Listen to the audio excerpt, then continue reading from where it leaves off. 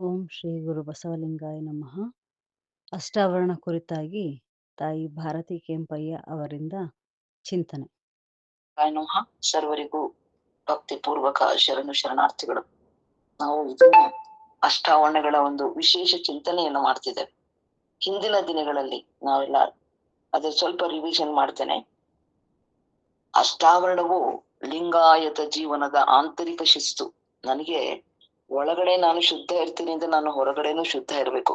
ಹಂಗೆ ನನ್ನ ಮನಸ್ಸಿನ ಭಾವನೆಗಳು ಒಳಗೆ ಏನಿರುತ್ತೆ ಅದನ್ನೇ ನಾನು ಹೊರಗೆ ಪ್ರಕಟ ಮಾಡ್ಬೇಕು. ಒಳಗೊಂದು ಹೊರಗೊಂದು ಇರಬಾರ್ದು.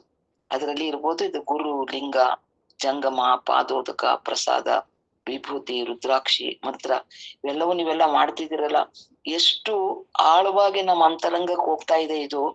ಒಂದೊಂದು ವಿಚಾರವೂ ಕೂಡ ಎಷ್ಟೊಂದು ದೀರ್ಘವಾಗಿ ನಮ್ಮ ಅಂತರಂಗವನ್ನ ಪ್ರವೇಶಿಸಿದೆ ಅಂದ್ರೆ, ಮುಚ್ಚಿಟ್ಟಿದ್ವಲ್ಲ ಅನ್ನೋ ಪ್ರಶ್ನೆ ನಮ್ಮಲ್ಲಿ ದಿವಸ ಪ್ರಾರಂಭ ಆಗ್ತೈತಿ. ದಿವಸ ಅನ್ನಿಸ್ತೈತೆ ಮುಚ್ಚಿಟ್ಟಿದ್ವಲ್ಲ, ಇಷ್ಟೊಂದು ಗೋಪ್ಯವಾಗಿರತಕ್ಕಂಥದ್ದು, ಸುಲಭವಾಗಿರೋದು, ಅರ್ಥೈಸ್ಕೊಳ್ಳಲಾರದೆ ಅದನ್ನೆಲ್ಲ ಮುಚ್ಚಿಟ್ಟಿದ್ವಲ್ಲ, ಎಷ್ಟು ನತದೃಷ್ಟದನ್ನ ಭಾವ ನಮ್ಗೆಲ್ಲ ಬಂದೈತಿ. ಆದ್ರೆ ಅದರ ಸಮಸಾನಾಗಿ ಅದೇ ಸೈಮಲ್ಟೇನಿಯಸ್ ಆಗಿ ಏನ್ ಮಾಡ್ತಾ ಇದೀವಿ, ನಾವು ಅರ್ಥೈಸ್ಕೊಳ್ತಿದೀವಿ. ಯಾರ್ಯಾರು ಯಾವ್ಯಾವ ತತ್ವ ಮಾಡ್ತಿದ್ದೀರಿ ಅದರದ್ದು ರೂಪವನ್ನ ನೀವು ಪಡ್ಕೊಳ್ತಾ ಇದ್ದೀರಿ, ಹೌದಲ್ವಾ? ಅದಕ್ಕೆ ಇವೆಲ್ಲವೂ ಕೂಡ ಹೊರಗಿನ ಸಂಕೇತಗಳಲ್ಲ, ಮನುಷ್ಯನ ಮನಸ್ಸು, ಕರ್ಮ, ಚಿಂತನೆಗಳನ್ನ ಶುದ್ಧೀಕರಿಸತಕ್ಕಂಥ ಸಾಧನೆಗಳು. ಗುರು ಅಂತ ಹೇಳುವಂಥದ್ದು ಕೇವಲ ವ್ಯಕ್ತಿ ಅಲ್ಲ, ಅದೊಂದು ಜ್ಞಾನ ಪ್ರಕಾಶ. ಲಿಂಗ ಅಂದ್ರೆ ದೇವಾಲಯದಲ್ಲಿ ಗುಡಿಯಲ್ಲಿ ಇರತಕ್ಕಂಥ ಸ್ಥಾವರ ಲಿಂಗ ಅಲ್ಲ, ಅದು ಜೀವ ಮತ್ತು ಶಿವನ ಅಂತರಂಗ ಸಂಬಂಧದ ಸಂಕೇತ.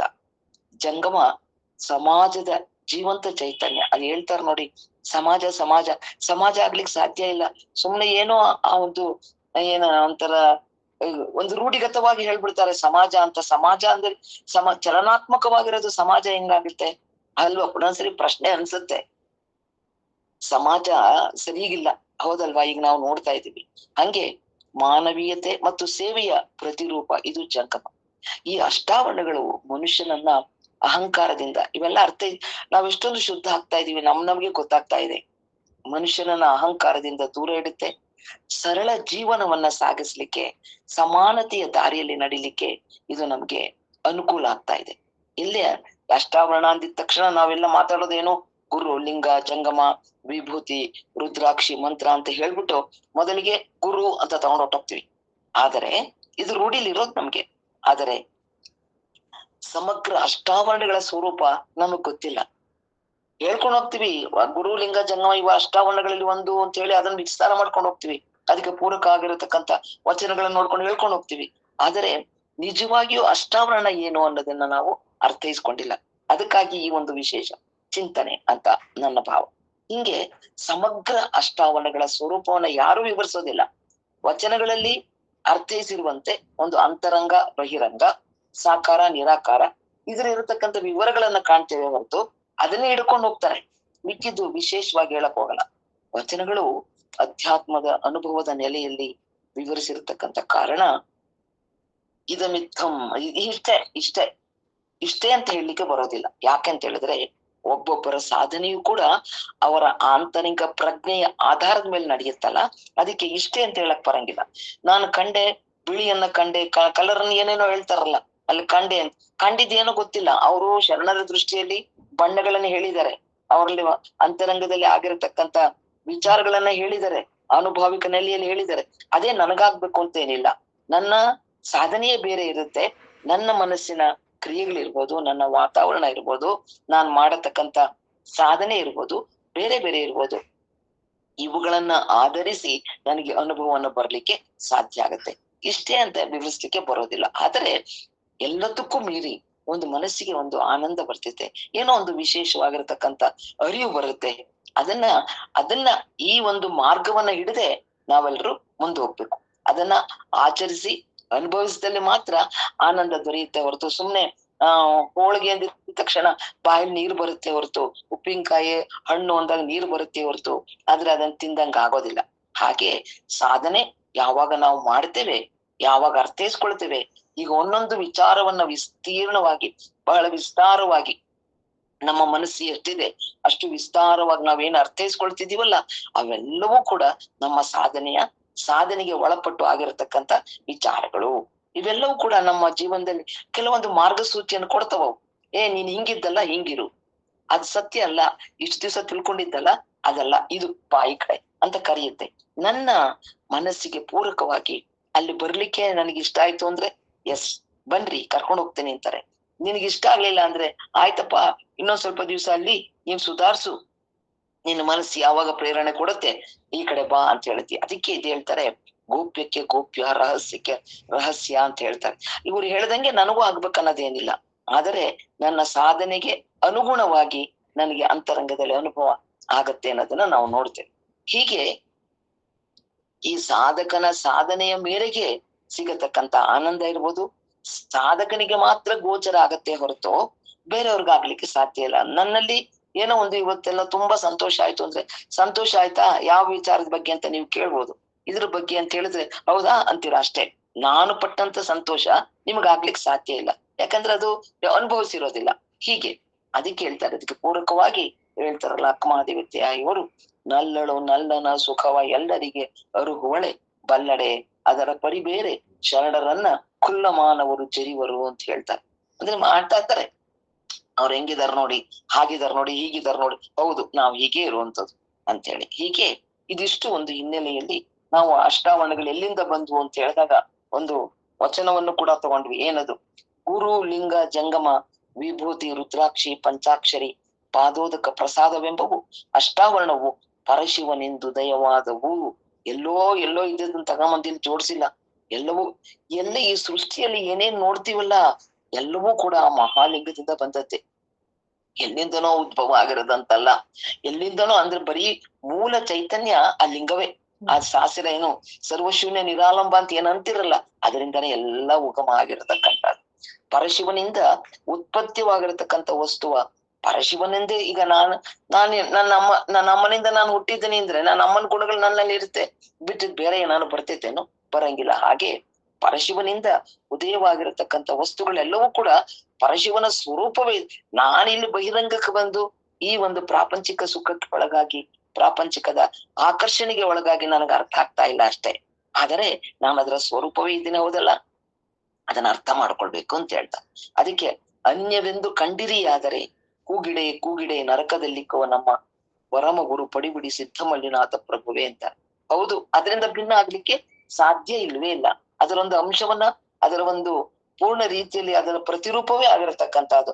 ಅದರಿಂದ ಏನ್ ಮ್ಯಾನಿಫೆಸ್ಟೇಷನ್ ಅಂತಾರಲ್ಲ, ಅದರಿಂದ ಹೊರಹೊಮ್ಮಿರತಕ್ಕಂಥದ್ದು, ಅದ್ರ ಸ್ವರೂಪವೇ ಇರುತ್ತೆ ಅಂತ ಹೇಳಿ. ಮತ್ತೆ ನಾವ್ ಅದನ್ನ ನೋಡಿದ್ವಿ, ಅಷ್ಟಾವರಣವ ಅಂಗ ಅಂತ ಕರೆದ್ರು. ಯಾಕಪ್ಪ ಕರೆದ್ರು ಅಂದ್ರೆ, ಅಷ್ಟಾವರಣವನ್ನ ಅಂಗ ಅಂತ ಯಾಕಪ್ಪ ಕರೆದ್ರು ಅಂತ ಹೇಳಿದ್ರೆ, ನಿತ್ಯ ನಿರಂಜನನಾಗಿರತಕ್ಕಂಥ ಪರವಸ್ತುವಿನಿಂದ ಹೊರಹೊಮ್ಮಿರುವ ಯಾವ ವಸ್ತು ಇದೆಯಲ್ಲ, ಯಾವ್ದೋ ಒಂದು ಹೊರಗ್ ಬಂತಲ್ಲ, ಅದು ಅದಕ್ಕೆ ಅಂಗ ಆಗೈತೆ ಅಂತ. ಯಾವ್ದ್ರಿಂದ ಹೊರಹೊಮ್ತು ಅದಕ್ಕೆ ಇದು ಅಂಗ ಆಗೈತೆ. ಅದಕ್ಕೆ ಪರವಸ್ತುವಿಗೆ ಇದು ಅಂಗ ಆಗಿರೋ ಕಾರಣ ಅಷ್ಟಾವರಣವೇ ಅಂಗ ಅಂತ ಹೇಳುದು. ಇದರಿಂದ ಪ್ರಕಟಗೊಂಡಂತೆ ಈ ಅಂಗ. ಅಂಗ ನಾವು ವಿಸ್ತಾರ ನೋಡಿದೀವಿ, ಏನು ಕರ್ಣ ಹಾಸಿಗೆಯಲ್ಲಿ ಓದಿರ್ಬೇಕಾದ್ರೆ. ಅಂಗ ಮತ್ತು ಲಿಂಗಕ್ಕೆ ಏನಾದ್ರೂ ವ್ಯತ್ಯಾಸ ಇದೆಯೇ? ನಮಗ್ ಗೊತ್ತು ಇಲ್ಲ. ನಾಮರೂಪದಿಂದ ಕ್ರಿಯೆಗಳಿಂದ ವ್ಯತ್ಯಾಸ ಇರ್ಬೋದು, ಆದರೆ ಲಿಂಗ ಸ್ವರೂಪವೇ ಅಂಗವೂ ಇದೆ. ಇದು ಕ್ರಿಯಾತ್ಮಕ ಸಾಕಾರವಾಗಿರೋದ್ರಿಂದ ಕೆಲವೊಂದು ಕೆಲಸವನ್ನು ಮಾಡುತ್ತೆ. ಅದಕ್ಕೆ ಇದೇನ್ ಮಾಡುತ್ತೆ ನನಗೆ ಕಾಣುತ್ತೆ ಅಷ್ಟೇ. ಆದರೆ ಲಿಂಗ ಅದು ಚೈತನ್ಯ ಸ್ವರೂಪವಾಗಿ ಹರಿತನೇ ಇದೆ. ಇದು ಅದು ಒಂದು ಅದಕ್ಕೇನೆ ಅಂಗ ಲಿಂಗ ಎರಡಾಗಿ ತೋರುತ್ತೆ ಹೊರತು ಒಳಗಿರುವ ಸತ್ವ ಒಂದೇ ಇದೆ. ಹಾಗಾದ್ರೆ ಅದು ಬೇರೆ ಯಾಕೆ ತೋರ್ತಾ ಇದೆ ಅಂತ ಹೇಳಿದ್ರೆ, ಅದು ಒಂದಕ್ಕೆ ನಾಮ ಇಲ್ಲ, ಸಾಕಾರಕ್ಕೆ ಹೆಸರೈತಿ. ಇಲ್ಲಿ ಭಾರತಿ ಅಂದ್ರು, ಇನ್ನೊಂದು ಹೆಸರಂದ್ರು, ಇನ್ನೊಂದು ಹೆಸರಂದ್ರು. ಆದ್ರೆ ಪ್ರಪಂಚದ ಯಾವ ಉಪಾಧಿಯೂ ಇಲ್ಲ ಇದಕ್ಕೆ. ಅಂದ್ರೆ ಆ ಲಿಂಗಕ್ಕೆ ಯಾವುದಕ್ಕೂ ಅವಲಂಬಿತವಾಗಿಲ್ಲ, ಅದು ಸ್ವತಂತ್ರವಾಗಿರತಕ್ಕಂಥದ್ದು. ಇದ್ದೂ ಇಲ್ಲದಂತೆ ಶಿವ ತನ್ನ ವಿನೋದಕ್ಕೆ ರಚಿಸಿದನು ಅನಂತ ವಿಶ್ವವನು. ರಚಿಸಿದವನು ವಿಶ್ವಕ್ಕೆ ಒಳಗಾದನೇ ಇಲ್ಲ, ವಿಶ್ವಮಯ ತಾನಾದನು. ವಿಶ್ವಮಯ ತಾನಾದನು ಅಂತ ಹೇಳಿದ್ರೆ ಸೃಷ್ಟಿ ಸ್ಥಿತಿ ಲಯ ಇದೆಯಾ? ಇಲ್ಲ. ಈ ತರ ಅದು ಲಿಂಗದ ಸ್ವರೂಪ. ಇನ್ನೊಂದು ನಾಮ ರೂಪಗಳು ಏನೂ ಇಲ್ಲದೆ ಉಪಾಧಿಕವಾಗಿ ನಾವೇನ್ ಮಾಡಿದೀವಿ, ಅಂಟ್ಕೊಂಡಿದೀವಿ. ಈ ಸಂಸಾರ ಇರ್ಬೋದು, ಅಥವಾ ಒಂದು ಯಾವುದೋ ಒಂದು ಜಗತ್ತಿಗೆ ಅಂಟ್ಕೊಂಡಿದೀವಿ. ಯಾವ್ದಾದ್ರೂ ಇರ್ಬೋದು, ನಮಗೆ ತಿಳಿದಂಗೆ ನಮ್ಮ ಶರೀರಕ್ಕೆ, ನಮ್ಮ ಜೀವನಕ್ಕೆ ಪೂರಕವಾಗಿರತಕ್ಕಂತ ಜೀವನ ಶೈಲಿಗೆ ನಾವು ಅಂಟ್ಕೊಂಡ್ಬಿಟ್ಟಿದ್ದೀವಿ. ಅದಕ್ಕೆ ಲಿಂಗದಿಂದಲೇ ಅಂಗ ಹೊರಹೊಮ್ಮೈತೆ ಖರೆ, ಆದರೆ ಲಿಂಗ ಮಾತ್ರ ಯಾವ ವಸ್ತುವಿನಿಂದ ಹೊರಹೊಮ್ಮಿದಿಲ್ಲ. ಇಲ್ಲ, ಆ ಮಹಾಲಿಂಗ ಏನೈತಲ್ಲ ಯಾವ ವಸ್ತುಗೂ ಎಲ್ಲಕ್ಕೂ ಆಧಾರ ಆಧೇಯವಾಗಿರತಕ್ಕಂಥದ್ದು, ಅದರಿಂದ ಬಂದಿರೋದ ನಾನು. ಅದಕ್ಕೆ ಲಿಂಗದ ಸ್ವರೂಪವೇ ಉಪಾಧಿಕೆಯಾಗಿ ಅಂದ್ರೆ ಅವಲಂಬನೆಯಾಗಿ ಸಾಕಾರವಾಗಿ ಪ್ರಕಟಗೊಂಡಿರತಕ್ಕಂಥದ್ದೇ ಅಂಗ. ಆದರೆ ಈ ಅಷ್ಟಾವರಣ ಯಾವುದರ ಅಂಗ ಆಗೈತಪ್ಪ ಅಂದ್ರೆ, ಯಾವುದರ ಅಂಗಾಗಿದೆ ಅಂದ್ರೆ ನಾವ್ಯಾರು ಯಾವುದು ಏನೂ ಇಲ್ಲದಂದು ಅಂತ ಹೇಳ್ತಾರಲ್ಲ, ಹಂಗೆ ನಾವ್ಯಾರು ಬರುವುದರ ಪೂರ್ವದಲ್ಲಿ ಪರವಸ್ತುವಿಗೆ ಅಂಗವಾದದ್ದೇ ಈ ಅಷ್ಟ ಆವರಣಗಳು, ಅಷ್ಟತನುಗಳು. ಪರವಸ್ತುವಿನ ಅಂಗವೇ ಈ ಅಷ್ಟತನುಗಳು, ಅದಕ್ಕೆ ಆವರಣ ಅಷ್ಟಾವರಣಗಳು. ಅಷ್ಟಾವರಣ ಯಾರಿಂದ ಹೊರಹೊಮ್ತು ಅಂತಂದ್ರೆ ಲಿಂಗದಿಂದನೇ ಬಂತು. ಪರಮಾತ್ಮನ ಇದಕ್ಕೆ ಮೂಲಾಧಾರ. ಅಷ್ಟಾವರಣಗಳು ಪರಮಾತ್ಮನಿಗೆ ಅಂಗ ಆಗಿದೆ ಅಂದ್ರೆ ಅಷ್ಟತನುಗಳ ಮೂಲಕ ಅಷ್ಟಾವರಣ ಅಂಗ ಆಗೈತೆ. ಪರಮಾತ್ಮನಿಂದಲೇ ಹೊರಹೊಮ್ಮಿ ಅವನಿಗೆ ಅಂಗ ಆಗೈತೆ. ಪರಮಾತ್ಮನಿಂದ ಹೊರಹೊಮ್ಮಿದ್ದು ಕೇವಲ ಅಷ್ಟತನುಗಳು, ಇದಕ್ಕೆ ಆವರಣ ಆದ್ರೆ ಅಷ್ಟಾವರಣಗಳು, ಇನ್ನೇನಿಲ್ಲ. ಅದನ್ನೇ ಈ ಅಷ್ಟಾವರಣಗಳೇ ಇಷ್ಟೊಂದು ಬೃಹದಾಕಾರವಾಗಿ ಬ್ರಹ್ಮಾಂಡದಲ್ಲಿ ಜೀವಾತ್ಮ ದೇಹವೆಂಬ ಅಂಗವಾಗಿ ರೂಪುಗೊಂಡಿದೆಯೇ ಹೊರತು ಇದನ್ನು ಬಿಟ್ರೆ ಈ ಸಾಕಾರ ಪ್ರಪಂಚಕ್ಕೆ ಯಾವ ಆಧಾರವೂ ಇಲ್ಲ. ಬಂದಿದ್ದೀವಿ ಅಷ್ಟೇ. ಇವೇ ಇಷ್ಟೊಂದು ರೂಪವನ್ನ ತಾಡಿ ಮಲ್ಟಿಪ್ಲಿಕೇಶನ್ ಅಂತಾರಲ್ಲ, ಮಲ್ಟಿಪ್ಲಿಕೇಶನ್ ಏನು ಆ ಕಾಂಬಿನೇಷನ್ ಎಲ್ಲ ಮಾಡುವಂಥದ್ದು, ಅದಕ್ಕೊಂದು ಇದಕ್ಕೊಂದು ಸೇರಿಸಿ ಈ ರವೆ ಕೊಟ್ರೆ ನಾವೇನೇನ್ ಮಾಡ್ತೀವಿ, ಸ್ವೀಟು ಮಾಡ್ತೀವಿ, ಖಾರ ಮಾಡ್ತೀವಿ, ಇನ್ನೊಂದು ಬರ್ಫಿನೂ ಮಾಡ್ತೀವಿ, ರವೆ ಉಂಡೆ ಮಾಡ್ತೀವಿ, ಏನೆಲ್ಲ ಮಾಡ್ತೀವಲ್ಲ, ಹಂಗೆ ಇದೆಲ್ಲ ಪರ್ಮಿಟೇಷನ್ ಅಂಡ್ ಕಾಂಬಿನೇಷನ್ ಅಂತಾರಲ್ಲ, ಹಂಗೆ ಒಂದಕ್ಕೊಂದು ಇನ್ನೊಂದು ಸೇರಿ ಇಷ್ಟೊಂದು ವಿಸ್ತಾರ ಆಗಿರತಕ್ಕಂಥದ್ದು ಈ ಜಗತ್ತು. ಅದಕ್ಕೆ ಅಷ್ಟಾವರಣ ಇಷ್ಟೊಂದು ಬೃಹದಾಕಾರವಾಗಿ ಬ್ರಹ್ಮಾಂಡದಲ್ಲಿ ಜೀವಾತ್ಮರ ದೇಹ ಅನ್ನತಕ್ಕಂಥ ಅಂಗವಾಗಿ ರೂಪುಗೊಂಡಿದೆಯೇ ಹೊರತು ಇದನ್ನು ಬಿಟ್ರೆ ಸಾಕಾರ ಪ್ರಪಂಚಕ್ಕೆ ಯಾವ ಆಧಾರವೂ ಇಲ್ಲ. ಅಷ್ಟಾವರಣದ ವಿಸ್ತೃತ ರೂಪವೇ ಈ ಬ್ರಹ್ಮಾಂಡ. ಇದನ್ನು ಬಿಟ್ಟು ಬೇರೆ ಏನು ಹೊರಹೊಮ್ಮಿಲ್ಲ. ಅದಕ್ಕೆ ಹೇಳೋದು ಪಿಂಡಾಂಡಕ್ಕೂ ಬ್ರಹ್ಮಾಂಡಕ್ಕೂ ವ್ಯತ್ಯಾಸ ಇಲ್ಲ ಅಂತ ಹೇಳ್ತಾರೆ ಅಲ್ವಾ. ಹಂಗೆ ಮೂಲಧಾತು ಇರೋದು ಎಂಟೆ.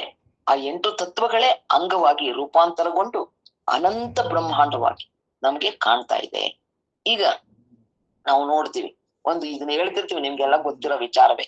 ಒಂದು ಚಿನ್ನದ ಒಡವೆಯನ್ನ ಮಾಡ್ಕೊಂಡ್ರೆ ಒಬ್ರು ಉಂಗ್ರ ಮಾಡಿಸ್ಕೊತಾರೆ, ಒಬ್ರು ಬಳೆ ಮಾಡಿಸ್ಕೊತಾರೆ, ಒಬ್ರು ನೆಕ್ಲೆಸ್ ಮಾಡಿಸ್ಕೊತಾರೆ, ಒಬ್ರು ಕಿವಿಗ್ ಮಾಡಿಸ್ಕೊತಾರೆ, ಏನೆಲ್ಲ ಇದಾವಲ್ಲ ಆಭರಣ ಶೃಂಗಾರ ಅದೆಲ್ಲ ಮೂಲ ಆ ಒಂದು ಡಿಸೈನ್ ಬೇರೆ ಬೇರೆ ಇದ್ರು ಕೂಡ ಮೂಲ ಚಿನ್ನ ಒಂದೇ. ಹಾಗೆ ಇವೆಲ್ಲ ರೂಪಾಂತರಗೊಂಡು ಅನಂತ ಬ್ರಹ್ಮಾಂಡವಾಗಿ ನಮಗ್ ಕಾಣ್ತಿದ್ಯೇ ಹೊರತು ಅದರ ಮೂಲ ರೂಪ ಮೂಲ ತತ್ವ ಒಂದೇ ಇದೆ. ಅದನ್ನಲ್ಲಿ ನಾವು ಅರ್ಥ ಮಾಡ್ಕೊಳ್ಬೇಕು. ಅದಕ್ಕೆ ಇನ್ನೊಂದು ಹೇಳ್ತಾರೆ ವಚನ, ಗುರು ತೋರಿದನು ಲಿಂಗ ಜಂಗಮವ ಪಾದೋದಕ ಪ್ರಸಾದವ ಕೊಳ ಹೇಳಿದನಲ್ಲದೆ ಇವ ತೊರೆಯ ಹೇಳಿದಾನೆ. ಅಹಮೆಂದು ಪ್ರಸಾದ ದ್ರೋಹಿಗಳಾಗಿ, ನಾನೇ ಎಂದು ಲಿಂಗ ದ್ರೋಹಿಗಳಾಗಿ, ವಿಭೂತಿ ರುದ್ರಾಕ್ಷಿ ಸಾಕ್ಷಾತ್ ಶಿವನೆಂದರಿಯದೆ ಅವರ ಆಚರಣೆಯ ನೋಡಿ ನಿಂದಿಸಿ ಜಂಗಮ ದ್ರೋಹಿಗಳಾಗಿ ಹೇಳಿದನೆ. ಜಂಗಮದಲ್ಲಿ ಜಾತಿಯ, ಪ್ರಸಾದದಲ್ಲಿ ರುಚಿಯ, ಲಿಂಗದಲ್ಲಿ ಮೃದುವ ನರಸುವ, ಸಮಯದಲ್ಲಿ ವಿಶ್ವಾಸವಿಲ್ಲದ ಬಿಟ್ಟಿಯ ಭಂಡರ ತೋರದಿರಯ್ಯ ಎನಗೆ ಕಪಿಲ ಸಿದ್ಧ ಮಲ್ಲಿಕಾರ್ಜುನ ಅಂದ್ರು. ಅಂದ್ರೆ ಅಷ್ಟಾವರಣಗಳು ಪರಮಾತ್ಮನ ಪ್ರತಿರೂಪವೇ ಆಗೈತೆ. ಅವುಗಳನ್ನ ಅರಿತು ಆಚರಿಸೋದ್ರಿಂದ ನಾವು ಕೂಡ ಶಿವ ಸ್ವರೂಪವೇ ಆಗ್ತವೆ ಅನ್ನೋದನ್ನ ಮೇಲಿನ ವಚನದಲ್ಲಿ ಹೇಳುತ್ತೆ. ಅಷ್ಟಾವರಣಗಳು ಏನಪ್ಪಾ ಇವು ಅಂತ ಹೇಳಿದ್ರೆ, ಸಾಧಕ ಹುಟ್ಟು ಬಂದಿದ್ದಾನಲ್ಲ ಮಾನವ, ಕಿರೀಟ ಪ್ರಾಯವಾಗಿ ಏನ್ ಹೇಳಿ ಅಗಣಿತ ಜೀವರಾಶಿಗಳಲ್ಲಿ ಕಿರೀಟ ಪ್ರಾಯವಾಗಿರತಕ್ಕಂತ ಈ ಮಾನವ ಇದನ್ನಲ್ಲ, ಅವನು ಸಾರ್ಥಕ ಜೀವನ ಮಾಡ್ಕೊಳ್ಬೇಕಲ್ಲ. ಎಲ್ಲಾ ಸೃಷ್ಟಿಯಲ್ಲಿ ಇರತಕ್ಕಂಥ ಕ್ರಿಮಿ ಕೀಟ ಏನು ಇರುವೆ ಮೊದಲ್ಗೊಂಡು ಆನೆ ಕೊನೆ ಕಡೆಯಾಗಿ ಅಲ್ಲಿ ಬರತಕ್ಕಂಥ ಎಲ್ಲವಕ್ಕೂ ಕೂಡ ಅಧಿಕನಾಗಿರತಕ್ಕಂಥವನು. ಇವನಿಗೆ ಬುದ್ಧಿ ಇದೆ, ಯಾವ ಕೆಲಸದಲ್ಲಿ ಏನ್ ಮಾಡ್ಬೇಕು, ಮಾತಾಡ್ಲಿಕ್ಕೆ ಬಾಯಿದೆ, ಎಲ್ಲವೂ ಇದೆ, ಕೊಟ್ಟಿರೋದ್ರಿಂದ ಶ್ರೇಷ್ಠ ಆಗಿದಾನಲ್ಲ.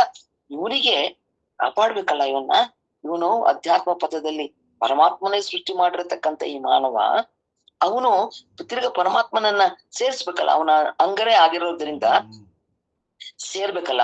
ಸಾಧನೆ ಮಾಡ್ಲಿಕ್ಕೆ ಏನ್ ಮಾಡಿದ್ರು, ಸುಮ್ನೆ ಎಲ್ಲೆಲ್ಲೋ ಹೊಟ್ಟೋಗ್ಬಿಡುತ್ತೆ. ಇಲ್ಲ, ಏನ್ ಮಾಡಿದ್ರು ಅದಕ್ಕೆ ಒಂದು ಕವಚ ಅಂತ ಹಾಕೋದು. ಇದು ಒಂದು ರಕ್ಷಣಾ ಕವಚ. ಇದರ ಆಶ್ರಯದಲ್ಲಿಯೇ ಸಾಧನೆಯ ಸಾಧನಾ ಕ್ರಮಗಳನ್ನು ಅರಿಯಬೇಕಾಗಿರತಕ್ಕಂಥದ್ದು ಸಾಧಕನ ಮುಖ್ಯ ಉದ್ದೇಶ. ಈ ಕಾರಣ ಅಷ್ಟಾವರಣಗಳ ಸ್ವರೂಪ, ಅಷ್ಟಾವರಣಗಳ ಪರಿಭಾಷೆ, ಅಷ್ಟಾವರಣಗಳಿರತಕ್ಕಂಥ ಪ್ರಭೇದಗಳು, ವಿವಿಧ ವಚನಕಾರರ ವಿವರಣೆಗಳು ಇತ್ಯಾದಿಗಳನ್ನೆಲ್ಲವನ್ನು ಕೂಡ ನೋಡತಕ್ಕಂಥದ್ದು ನಮ್ಮೆಲ್ಲರ ಒಂದು ಒಂದು ಅದಕ್ಕೊಂದು ತಿಳ್ಕೊಳ್ಳೋದಿಕ್ಕೆ ಅಷ್ಟೇ ಏನೋ ಒಂದು ಜಿಜ್ಞಾಸೆ. ಹೌದಲ್ಲ, ಅಷ್ಟಾವರಣದ ಗುರುಲಿಂಗ ಅಂತ ಹೊಟ್ಟೋಗ್ಬಿಟ್ವಿ, ಅಷ್ಟಾವರಣನೇ ಹೆಂಗಿದೆ, ಯಾವ್ದಕ್ಕೆ ಅನ್ವಯ ಆಗುತ್ತೆ ಇದೆಲ್ಲ ಅನ್ನೋದನ್ನ ನೋಡತಕ್ಕಂಥದ್ದು ನಮ್ಮೆಲ್ಲರ ಕರ್ತವ್ಯ. ಯಾಕಂದ್ರೆ ಎಲ್ಲರೂ ಹೇಳ್ಕೊಂಡು ಹೋದ್ರು ಸತ್ಯ. ಎಷ್ಟು ಪುಸ್ತಕಗಳನ್ನ ನೀವು ರೆಫರ್ ಮಾಡ್ರಿ, ಇರೋದೆಲ್ಲವು ಅಷ್ಟಾವರಣದಲ್ಲಿ ಅಂಗ ಅಂದಿದ ತಕ್ಷಣ ಗುರು ಅಂತ ಶುರು ಮಾಡ್ಬಿಡ್ತಾರೆ. ಅಷ್ಟಾವರಣಕ್ಕೆ ವಿಶೇಷವಾದ ರೂಪವನ್ನ ಕೊಡೋದಿಲ್ಲ. ನಾವೆಲ್ಲರೂ ಅದನ್ನ ಕಲ್ತ್ಕೊತಾ ಇದೀವಿ ಇವಾಗ. ಅದಕ್ಕೆ ಸಾಧಕನು ಕೂಡ ಅಷ್ಟಾವರಣೀಯ ಸ್ವರೂಪವೇ ಆಗಿರೋದ್ರಿಂದ ನಮಗೆ ಗೊತ್ತು, ನಮ್ಗೆಲ್ಲ ನಾವೆಲ್ಲ ನೋಡ್ತಿದೀವಲ್ವಾ, ಗುರು, ಲಿಂಗ, ಜಂಗಮ, ಪಾದೋದಕ, ಪ್ರಸಾದ, ವಿಭೂತಿ, ರುದ್ರಾಕ್ಷಿ ಮಂತ್ರ ಎಲ್ಲವೂ ನಮ್ಮಲ್ಲಿ ಹೇಗಿದೆ ಅನ್ನೋದನ್ನ ನಾವು ನೋಡ್ತಿದೀವಲ್ಲ. ಹಿಂಗೆ ಇದನ್ನ ನಾವು ಆಸಕ್ತಿಯಿಂದ ತಿಳಿಬೇಕು. ಒಮ್ಮೆಗೆ ಎಲ್ಲನೂ ತಿಳಿಲಿಕ್ಕೆ ಸಾಧ್ಯ ಇಲ್ಲ. ಯಾವಾಗ ಯಾವಾಗ ನಮ್ಗೆ ಅರಿವಿಗೆ ಬರ್ತೈತೆ, ಈಗ ನೋಡಿ ನಾವು ನೋಡ್ತಿದೀವಿ, ಇವತ್ತು ನಾವು ಎಲ್ಲ ವಚನಗಳನ್ನ ಏನೇನ್ ತತ್ವ ಕೊಟ್ಟಿದ್ದಾರೆ ಅದಕ್ಕೆ ಹೆಕ್ಕಿಟ್ಟಿದ ತಕ್ಷಣ ಏನಾಯ್ತು, ಹೆಕ್ಕಿಟ್ಟಿದ ತಕ್ಷಣ ನಂಗೆ ತಕ್ಷಣ ಗೊತ್ತಾಯ್ತಾ ಯಾವ ಪ್ರಶ್ನೆ ಹಾಕೊಂಡು ಯಾವ ಉತ್ತರವನ್ನ ಬರಿಬೇಕು, ಯಾವ್ದಕ್ಕೆ ಪೂರಕ ಆಗತ್ತೆ ಇಲ್ಲ. ಇನ್ನೊಂದ್ಸರಿ ಓದ್ದಾಗ, ಇನ್ನೊಂದ್ಸರಿ ಶರಣರ ಜೊತೆ ಚಿಂತನೆ ಮಾಡಿದಾಗ ಹೌದಲ್ಲ ಇದಕ್ಕೆ ಈ ಪ್ರಶ್ನೆ ಸರಿ ಹೋಗುತ್ತೆ ಅಂತ ಬಂತು. ಹಾಗೆ ಇಲ್ಲಿಯೂ ಕೂಡ ಒಮ್ಮೆಲೆ ತಿಳಿಲಿಕ್ಕೆ ಸಾಧ್ಯ ಇಲ್ಲ. ಸಾವಕಾಶವಾಗಿ ನಮ್ಗೆ ಅರಿವಿಗೆ ಬರ್ತೈತೆ. ಸಾವಧಾನದಿಂದ ಓದಿದ್ದನ್ನೇ ಓದ್ದಾಗ ಮತ್ತೆ ಮತ್ತೆ ಆ ವಿಚಾರವನ್ನ ತಿಳ್ಕೊಳ್ಬೇಕಂತ ಒಂದು ಮನಸ್ಸಿನ ಭಾವದಲ್ಲಿ ನಾನು ಅದನ್ನ ಮತ್ತೆ ಓದ್ಲಿಕ್ಕೆ ಪ್ರಾರಂಭ ಮಾಡಿದಾಗ ಅದು ಆ ಮಾರ್ಗ ತಾನೇ ತೆರ್ಕೋತ ಹೋಗ್ತೈತೆ. ಯಾವ್ದಾದ್ರು ಈಗ ಅಷ್ಟೇ ನೋಡ್ರಿ, ಏನಾದ್ರೂ ಒಂದು ಭಾಷೆ ಕಲಿಬೇಕಂತ ಹೇಳಿದ್ರೆ ಏನ್ ಮಾಡ್ಬೇಕು, ನಾನ್ ಮತ್ತೆ ಹೇಳ್ತಿರ್ತೇನೆ, ಅದರ ಮೂಲ ವರ್ಣಮಾಲೆಯನ್ನ ಕಲ್ತ್ಕೊಳ್ಬೇಕು. ಗುಣಿತ ಅಕ್ಷರಗಳನ್ನ, ಕಾಗುಣಿತವನ್ನ ಕಲ್ತ್ಕೊಂಡಾಗ ಆ ಭಾಷೆಯ ಒಂದು ಪ್ರೌಢತ್ವ ನಮ್ಗೆ ಬರ್ಲಿಕ್ಕೆ ಸಾಧ್ಯ ಆಗತ್ತೆ. ಅದಕ್ಕೆ ಇಲ್ಲಿ ಹೇಳ್ತಾರೆ ನೋಡ್ರಿ, ಇದು ನಮ್ಮ ಇದು ಅಪ್ಪೋರ್ ಇದಾರಲ್ಲ ಮಾಲಿಂಗ್ ಸ್ವಾಮಿಗಳು, ಅವ್ರು ಬರ್ದಿರೋದೊಂದು ಪುಸ್ತಕದಲ್ಲಿ ಹೇಳ್ತಿದ್ದೀನಿ. ಅಷ್ಟತನುವಿನೊಳಿಲ್ಲ ದೃಷ್ಟಿ, ನೀನು ಅಷ್ಟ ಆವರಣದಿ ಚರಿಸು ನಿನ್ನಿಷ್ಟ ಸೃಷ್ಟಿ. ಅಷ್ಟತನುವಿದು ನಿನಗೆ ಭಾರ, ನೀನು ಅಷ್ಟಾವರಣವ ಧರಿಸು ನೀನಾಗಧೀರ. ಕಷ್ಟ ಕರ್ಮಗಳೆಲ್ಲ ದೂರ ಮುಂದೆ ಸ್ಪಷ್ಟವಾಗುವುದಿಲ್ಲಿ ಪರತತ್ವ ಸಾರ. ಭುವಿಯಾದಿ ಪಂಚಭೂತಗಳು ಮತ್ತೆ ರವಿ ಶಶಿ ಆತ್ಮವೆಂಬಷ್ಟ ತತ್ವಗಳು, ಇವು 8 ಸೃಷ್ಟಿ ಮೂಲಗಳು, ನಿನ್ನ ಸವಿ ಇಲ್ಲಿ ಮರೆಯಾಗಿ ಭವದ ಬುದ್ಧಿಗಳು. ಅಂದ್ರೆ ಅಷ್ಟಾವರಣಗಳೇ ಪ್ರಮುಖವಾಗಿ, ನಂತರ ಗುರು ಲಿಂಗ ಜಂಗಮಾದನ ವಿಸ್ತಾರವಾಗಿ ಕೊಡ್ತಾರೆ. ಇದು ಅಷ್ಟಾವರಣಕ್ಕೆ ಒಂದು ಪ್ರಸ್ತುತತೆ, ಅಂದ್ರೆ ಅದನ್ನ ಪ್ರಾರಂಭದಲ್ಲಿ ಕೊಡತಕ್ಕಂಥದ್ದು ಪ್ರಸ್ತಾವನೆ. ಅಷ್ಟಾವರಣದಲ್ಲಿ ಯಾವ್ದು ಮೊದಲು ಯಾವ್ದು ನಂತರ ಅನ್ನೋ ಭೇದ ಇಲ್ಲ. ಎಲ್ಲವೂ ಕೂಡ ಒಂದು ಅಂತರಂಗದ ಅನುಭವದ ವಿಭಿನ್ನ ಮುಖಗಳು. ಇದಿಷ್ಟು ನಾವು ಇದೊಂದು ವಚನವನ್ನ ಬಿಟ್ರೆ ಮಿಕ್ಕಿದೆಲ್ಲವೂ ಕೂಡ ಹಿಂದಿನ ತರಗತಿಯಲ್ಲಿ ಹೇಳಿದ್ದಂತ ವಿಚಾರಗಳೇ. ಇನ್ನ ಇವತ್ತಿನ ಪಾಠವನ್ನ ಹೇಳೋದಾದ್ರೆ, ಭೂತ ತತ್ವಗಳನ್ನ ಭೂಮಾತ್ಮಕ ವಸ್ತುಗಳನ್ನಾಗಿಸಿದ ಪವಾಡ ಅಷ್ಟಾವರಣ ಅಂಗಕ್ಕಿದೆ.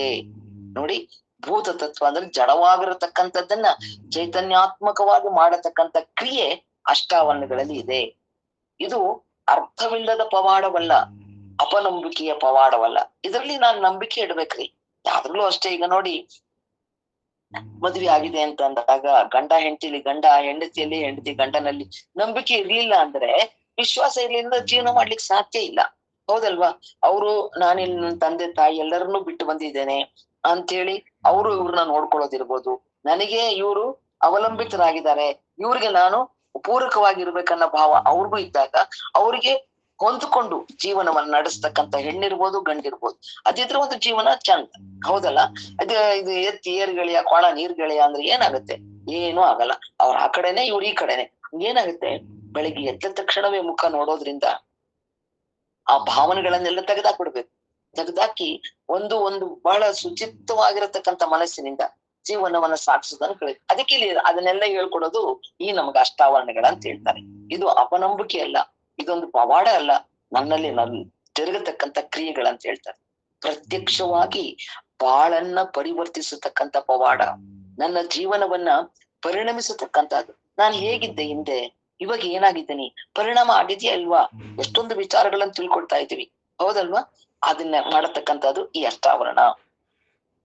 ಚರಾಚರಾತ್ಮಕವಾಗಿರತಕ್ಕಂಥ ಪರಿಪೂರ್ಣ ಪವಾಡ ಮಾನವೀಯ ಮಣಿಹ ಏನೈತಲ್ಲ, ನಾನೇನು ಅಧ್ಯಾತ್ಮ ಪಥದಲ್ಲಿ ಬಂದಿದ್ದೇನೆ, ವಚನಗಳನ್ನ ಓದ್ತಿದ್ದೇನೆ, ವಚನಗಳಲ್ಲಿ ಏನೋ ಒಂದು ಸಾಸಿವೆ ಕಾಳಷ್ಟು ನನಗೆ ಅಂತರಂಗಕ್ಕೆ ಅರ್ಥ ಆಗ್ತಾ ಇದೆ, ಅದು ನನ್ನ ಜೀವನದಲ್ಲಿ ಜಾರಿಗೆ ತರಬೇಕಂತ ಮನಸ್ಥಿತಿ ನನಗೆ ಬರ್ತಾ ಇದೆಯಲ್ಲ, ಅದನ್ನ ಹೇಳ್ಕೊಡುವಂಥದ್ದು ಅಷ್ಟಾವರಣ. ಕಳಾಮಯ ಮಾನವೀಯ ಕಾರ ಅದ್ಭುತವಾದರೂ ಕೂಡ ಅಮೃತ ಕೃತ್ಯ ಸ್ತುತ್ಯ ಕೃತ್ಯ. ಇದಕ್ಕೆ ಹೇಳ್ತಾರೆ ನೋಡಿ, ಏನೋ ನನ್ ಜೀವನ ನೋಡ್ರಿ, ಒಬ್ಬೊಬ್ರ ಜೀವನ ಒಂದೊಂದ್ ತರ ಇರ್ತೈತೆ. ಹೌದು, ಇವತ್ತಿದ್ದಂಗೆ ಮುಂದಿನ ಗಳಿಗೆಯಲ್ಲಿ ಇರೋದಿಲ್ಲ, ಸತ್ಯ. ಆದರೆ ಎಲ್ಲವನ್ನೂ ಕೂಡ ಸಮನಾಗಿ ಕಾಣತಕ್ಕಂತ ಮನಸ್ಥಿತಿಯನ್ನ ಕಲ್ಪಿಸಿಕೊಟ್ಟದ್ದೇ ಈ ಅಷ್ಟಾವರಣಗಳು. ಅಷ್ಟಾವರಣವು ಮಾನವನನ್ನ ಪ್ರಾಪಂಚಿಕ ಮಾಯಾವಲ್ಲದಿಂದ ಸಂರಕ್ಷಿಸತಕ್ಕಂತ ಪವಿತ್ರ ಆವರಣ. ಆತ್ಮಶಕ್ತಿಯನ್ನ ಕುಂದಿಸುವ ಆವರಣ ಅಲ್ಲ, ಆತ್ಮಶಕ್ತಿಯನ್ನ ಒಂದು ಪ್ರೇರೇಪಣೆ ಕೊಟ್ಟು ಅದನ್ನು ಉದ್ದೀಪನ ಮಾಡತಕ್ಕಂಥದ್ದು ಆವರಣ. ಇದು ಅಷ್ಟ ಆವರಣಗಳು. ಈಗ ಏನ್ ಮಾಡ್ತೀವಿ ನಾವು, ಏನಾದ್ರೂ ಒಂಚೂರು ಬಂದ್ರೆ, ಹೌದಪ್ಪ ನಿನ್ ಜೊತೆ ನಾನ್ ಮಾತಾಡಿ ನನ್ನ ಮನಸ್ಸಿನ ಭಾವನೆಗಳೆಲ್ಲ ಹೇಳಿದ್ರು ಕೂಡ ನೀನ್ ಹಿಂಗೆ ಮಾಡ್ತಿದ್ಯಾ ಅಂದ್ರೆ, ಹೋಗು ನಿನ್ ಜೊತೆ ಮಾತಾಡ, ನಡೀತವಲ್ಲ ಇವೆಲ್ಲ. ಅದಕ್ಕಲ್ಲಿ ಹೇಳ್ತಾರೆ, ಅದನ್ನು ಕೂಡ ಅದರಿಂದ ಹೊರಗೆ ತರತಕ್ಕಂತ ಆವರಣವೇ ಈ ಅಷ್ಟಾವರಣಗಳು. ಪ್ರಾಕೃತಿಕವಾಗಿ ಇರತಕ್ಕಂಥ ಕಲ್ಮಶಗಳನ್ನ ಪರಿಣಾಮ ಪೂರ್ವಕವಾಗಿ ತನ್ನೊಳಕ್ಕೆ ಬಾರದಂತೆ, ಏನೋ ಅಂತ ನೋಡ್ರಿ, ಆಯ್ತ್ರಿ ಒಂದು ಮಾತು ಬರುತ್ತೆ ಹೋಗುತ್ತೆ, ಆ ಕ್ಷಣ ಅಷ್ಟೇ, ವೆರಿ ನೆಕ್ಸ್ಟ್ ಸೆಕೆಂಡ್ ತಿರ್ಗಾ ಮಾತಾಡ್ಬಿಡ್ಬೇಕು. ಅದನ್ನ ಕಂಟಿನ್ಯೂ ಮಾಡ್ಕೊಂಡು ಹೋಗ್ಬಾರ್ದು. ಅದೇ ಜೀವನ, ಅದೇ ಹೊಂದಿಕೆ ಮಾಡ್ಕೊಂಡು ಹೋಗುವಂಥದ್ದು. ಅದಕ್ಕಲ್ಲಿ ಹೇಳ್ತಾರೆ, ಇದನ್ನೆಲ್ಲ ಮಾಡ್ತಕ್ಕಂಥದ್ದು ಆ ಅಷ್ಟಾವರಣ ನನಗೆ ಈ ರೂಪವನ್ನ ನನ್ನ ಜೀವನದಲ್ಲಿ ಪಾಲಿಸ್ಲಿಕ್ಕೆ ನನಗೆ ಇದೆಲ್ಲ ಹೇಳ್ಕೊಡುತ್ತೆ. ಸತ್ಯದ ಸತ್ವವನ್ನ, ಸತ್ಯದಲ್ಲಿ ಇರತಕ್ಕಂಥ ಒಂದು ಸತ್ವ ಇದೆ, ಎದರಿಂದ ಬದುಕ್ಬೇಕು, ನಾನು ಏನನ್ನ ಆಧರಿಸಿ ಬದುಕ್ಬೇಕು, ಈ ಸತ್ವವನ್ನ ವಿಕಾಸಗೊಳಿಸ್ತಕ್ಕಂಥದ್ದು, ಅದನ್ನ ವಿಭೂತಿ ತತ್ವಕ್ಕೆ ಏರಿಸ್ತಕ್ಕಂಥ ಪವಾಡ ಇರತಕ್ಕಂಥದ್ದು ಯಾವ್ದಕ್ಕೆ? ಈ ಅಷ್ಟಾವರಣಕ್ಕೆ. ಹೌದಲ್ವಾ? ಈಗಾಗ್ಲೇ ನಾವು ಈ ತತ್ವಗಳನ್ನ ಓದ್ಲಿಕ್ಕೆ ಮುಂಚೆ ವಚನಗಳನ್ನ ಶೇಖರಣೆ ಮಾಡಿ ಹೆಕ್ಕಿ ಬೇರೆ ಬೇರೆ ಮಾಡ್ಲಿಕ್ಕೆ ಮುಂಚೆ ನಮ್ಮ ಮನಸ್ಥಿತಿ ಹೇಗಿತ್ತು, ಅದು ಈಗಿಲ್ಲ. ಎಲ್ಲರಿಗೂ ಅನುಭವಕ್ಕೆ ಬಂದೈತದು. ಈಗದಿಲ್ಲ. ಈಗ ನಮ್ಮ ದೃಷ್ಟಿ ಇರ್ಬೋದು, ನಮ್ಮ ನಡವಳಿಕೆ ಇರ್ಬೋದು, ನಮ್ಮ ಕ್ರಿಯೆಗಳಿರ್ಬೋದು, ಬೇರೆ ಬೇರೆ ಆಯಾಮದಲ್ಲೇ ಹೋಗ್ತಾ ಇದೆ ನನಗನ್ಸುತ್ತೆ. ಹೌದಲ್ವಾ? ಎಷ್ಟು ಮನಸ್ಸಿನ ಭಾವನೆಗಳು ಎಷ್ಟು ವಿಸ್ತಾರ ಆಗ್ತಾ ಇದೆ ಅಂತ ಹೇಳಿದ್ರೆ ಅದ್ ಹೇಳಕ್ ಬರಂಗಿಲ್ಲ. ಅದಾಗ್ತಾ ಇದೆ, ಅದಾಗ್ಲೇಬೇಕು. ಅದಕ್ಕಲ್ಲಿ ಹೇಳ್ತಾರೆ, ಇದನ್ನ ಈ ರೀತಿಯ ಭಾವನೆಯನ್ನ ನನ್ನ ಮನಸ್ಸಿನಲ್ಲಿ ಒಂದು ಮುಚ್ಚಿಬಿಡತ್ತೆ. ಈ ರೀತಿ ಅಂದ್ರೆ ಅವಗುಣಗಳಿರತಕ್ಕಂಥದ್ದೆಲ್ಲ ಮುಚ್ಚಿ ಬಾಹ್ಯ ಆವರಣದಲ್ಲಿ ಅದೆಲ್ಲದ್ರಲ್ಲೂ ಕೂಡ ವಿಸ್ತಾರವಾಗಿರತಕ್ಕಂಥ ಮನಸ್ಥಿತಿಯನ್ನ ಪಡ್ಕೊಳ್ಳತಕ್ಕಂಥ ಕ್ರಿಯೆ ಮಾಡತಕ್ಕಂಥದ್ದು ಈ ಅಷ್ಟ ಆವರಣಗಳು. ಸತ್ಯದ ಸತ್ವವನ್ನ ನನ್ನಲ್ಲಿ ಗೊತ್ತಿದೆ, ಏನೋ ಸತ್ಯ ಅಂತ ಗೊತ್ತಿದೆ, ಅದನ್ನ ಇನ್ನು ವಿಕಾಸಗೊಳಿಸತಕ್ಕಂಥ ಒಂದು ಆವರಣವೇ ಈ ಅಷ್ಟಾವರಣ. ಮಾನವನನ್ನು ದೇವ ಮಾನವನನ್ನಾಗಿ ಮಾಡತಕ್ಕಂಥದ್ದೇ ಈ ಅಷ್ಟ ಆವರಣ. ಅತಿ ಮಾನುಷ ಸಾಮರ್ಥ್ಯವನ್ನು, ಅತಿ ಮನುಷ್ಯ ನಮ್ಗೆ ಎಷ್ಟೇ ಗೊತ್ತು, ನಮ್ಗೇನ್ ಗೊತ್ತಪ್ಪ, ನಮ್ಗೇನೋ ಒಂದು ನಮ್ಮ ಒಂದು ಪರಿಧಿಯಲ್ಲಿ ಅಂದ್ರೆ ನಮ್ಮ ಲಿಮಿಟೇಷನ್ ಅಲ್ಲಿ ಏನೋ ಒಂದು ಕೆಲಸ ಮಾಡ್ತೀವಲ್ಲ ಅಷ್ಟೇ. ಈಗ ಅದ್ ಮಾಡ್ತಾ ಇಲ್ಲ ನಾವು. ಏನು ಒಂದೊಂದು ವಚನವೂ ಕೂಡ ಏನಾಗ್ತಾ ಇದೆ, ನನಗೆ ನನ್ನ ಒಳಗಡೆ ಬೆಳಕನ್ನು ಕೊಡ್ತಾ ಇದೆ.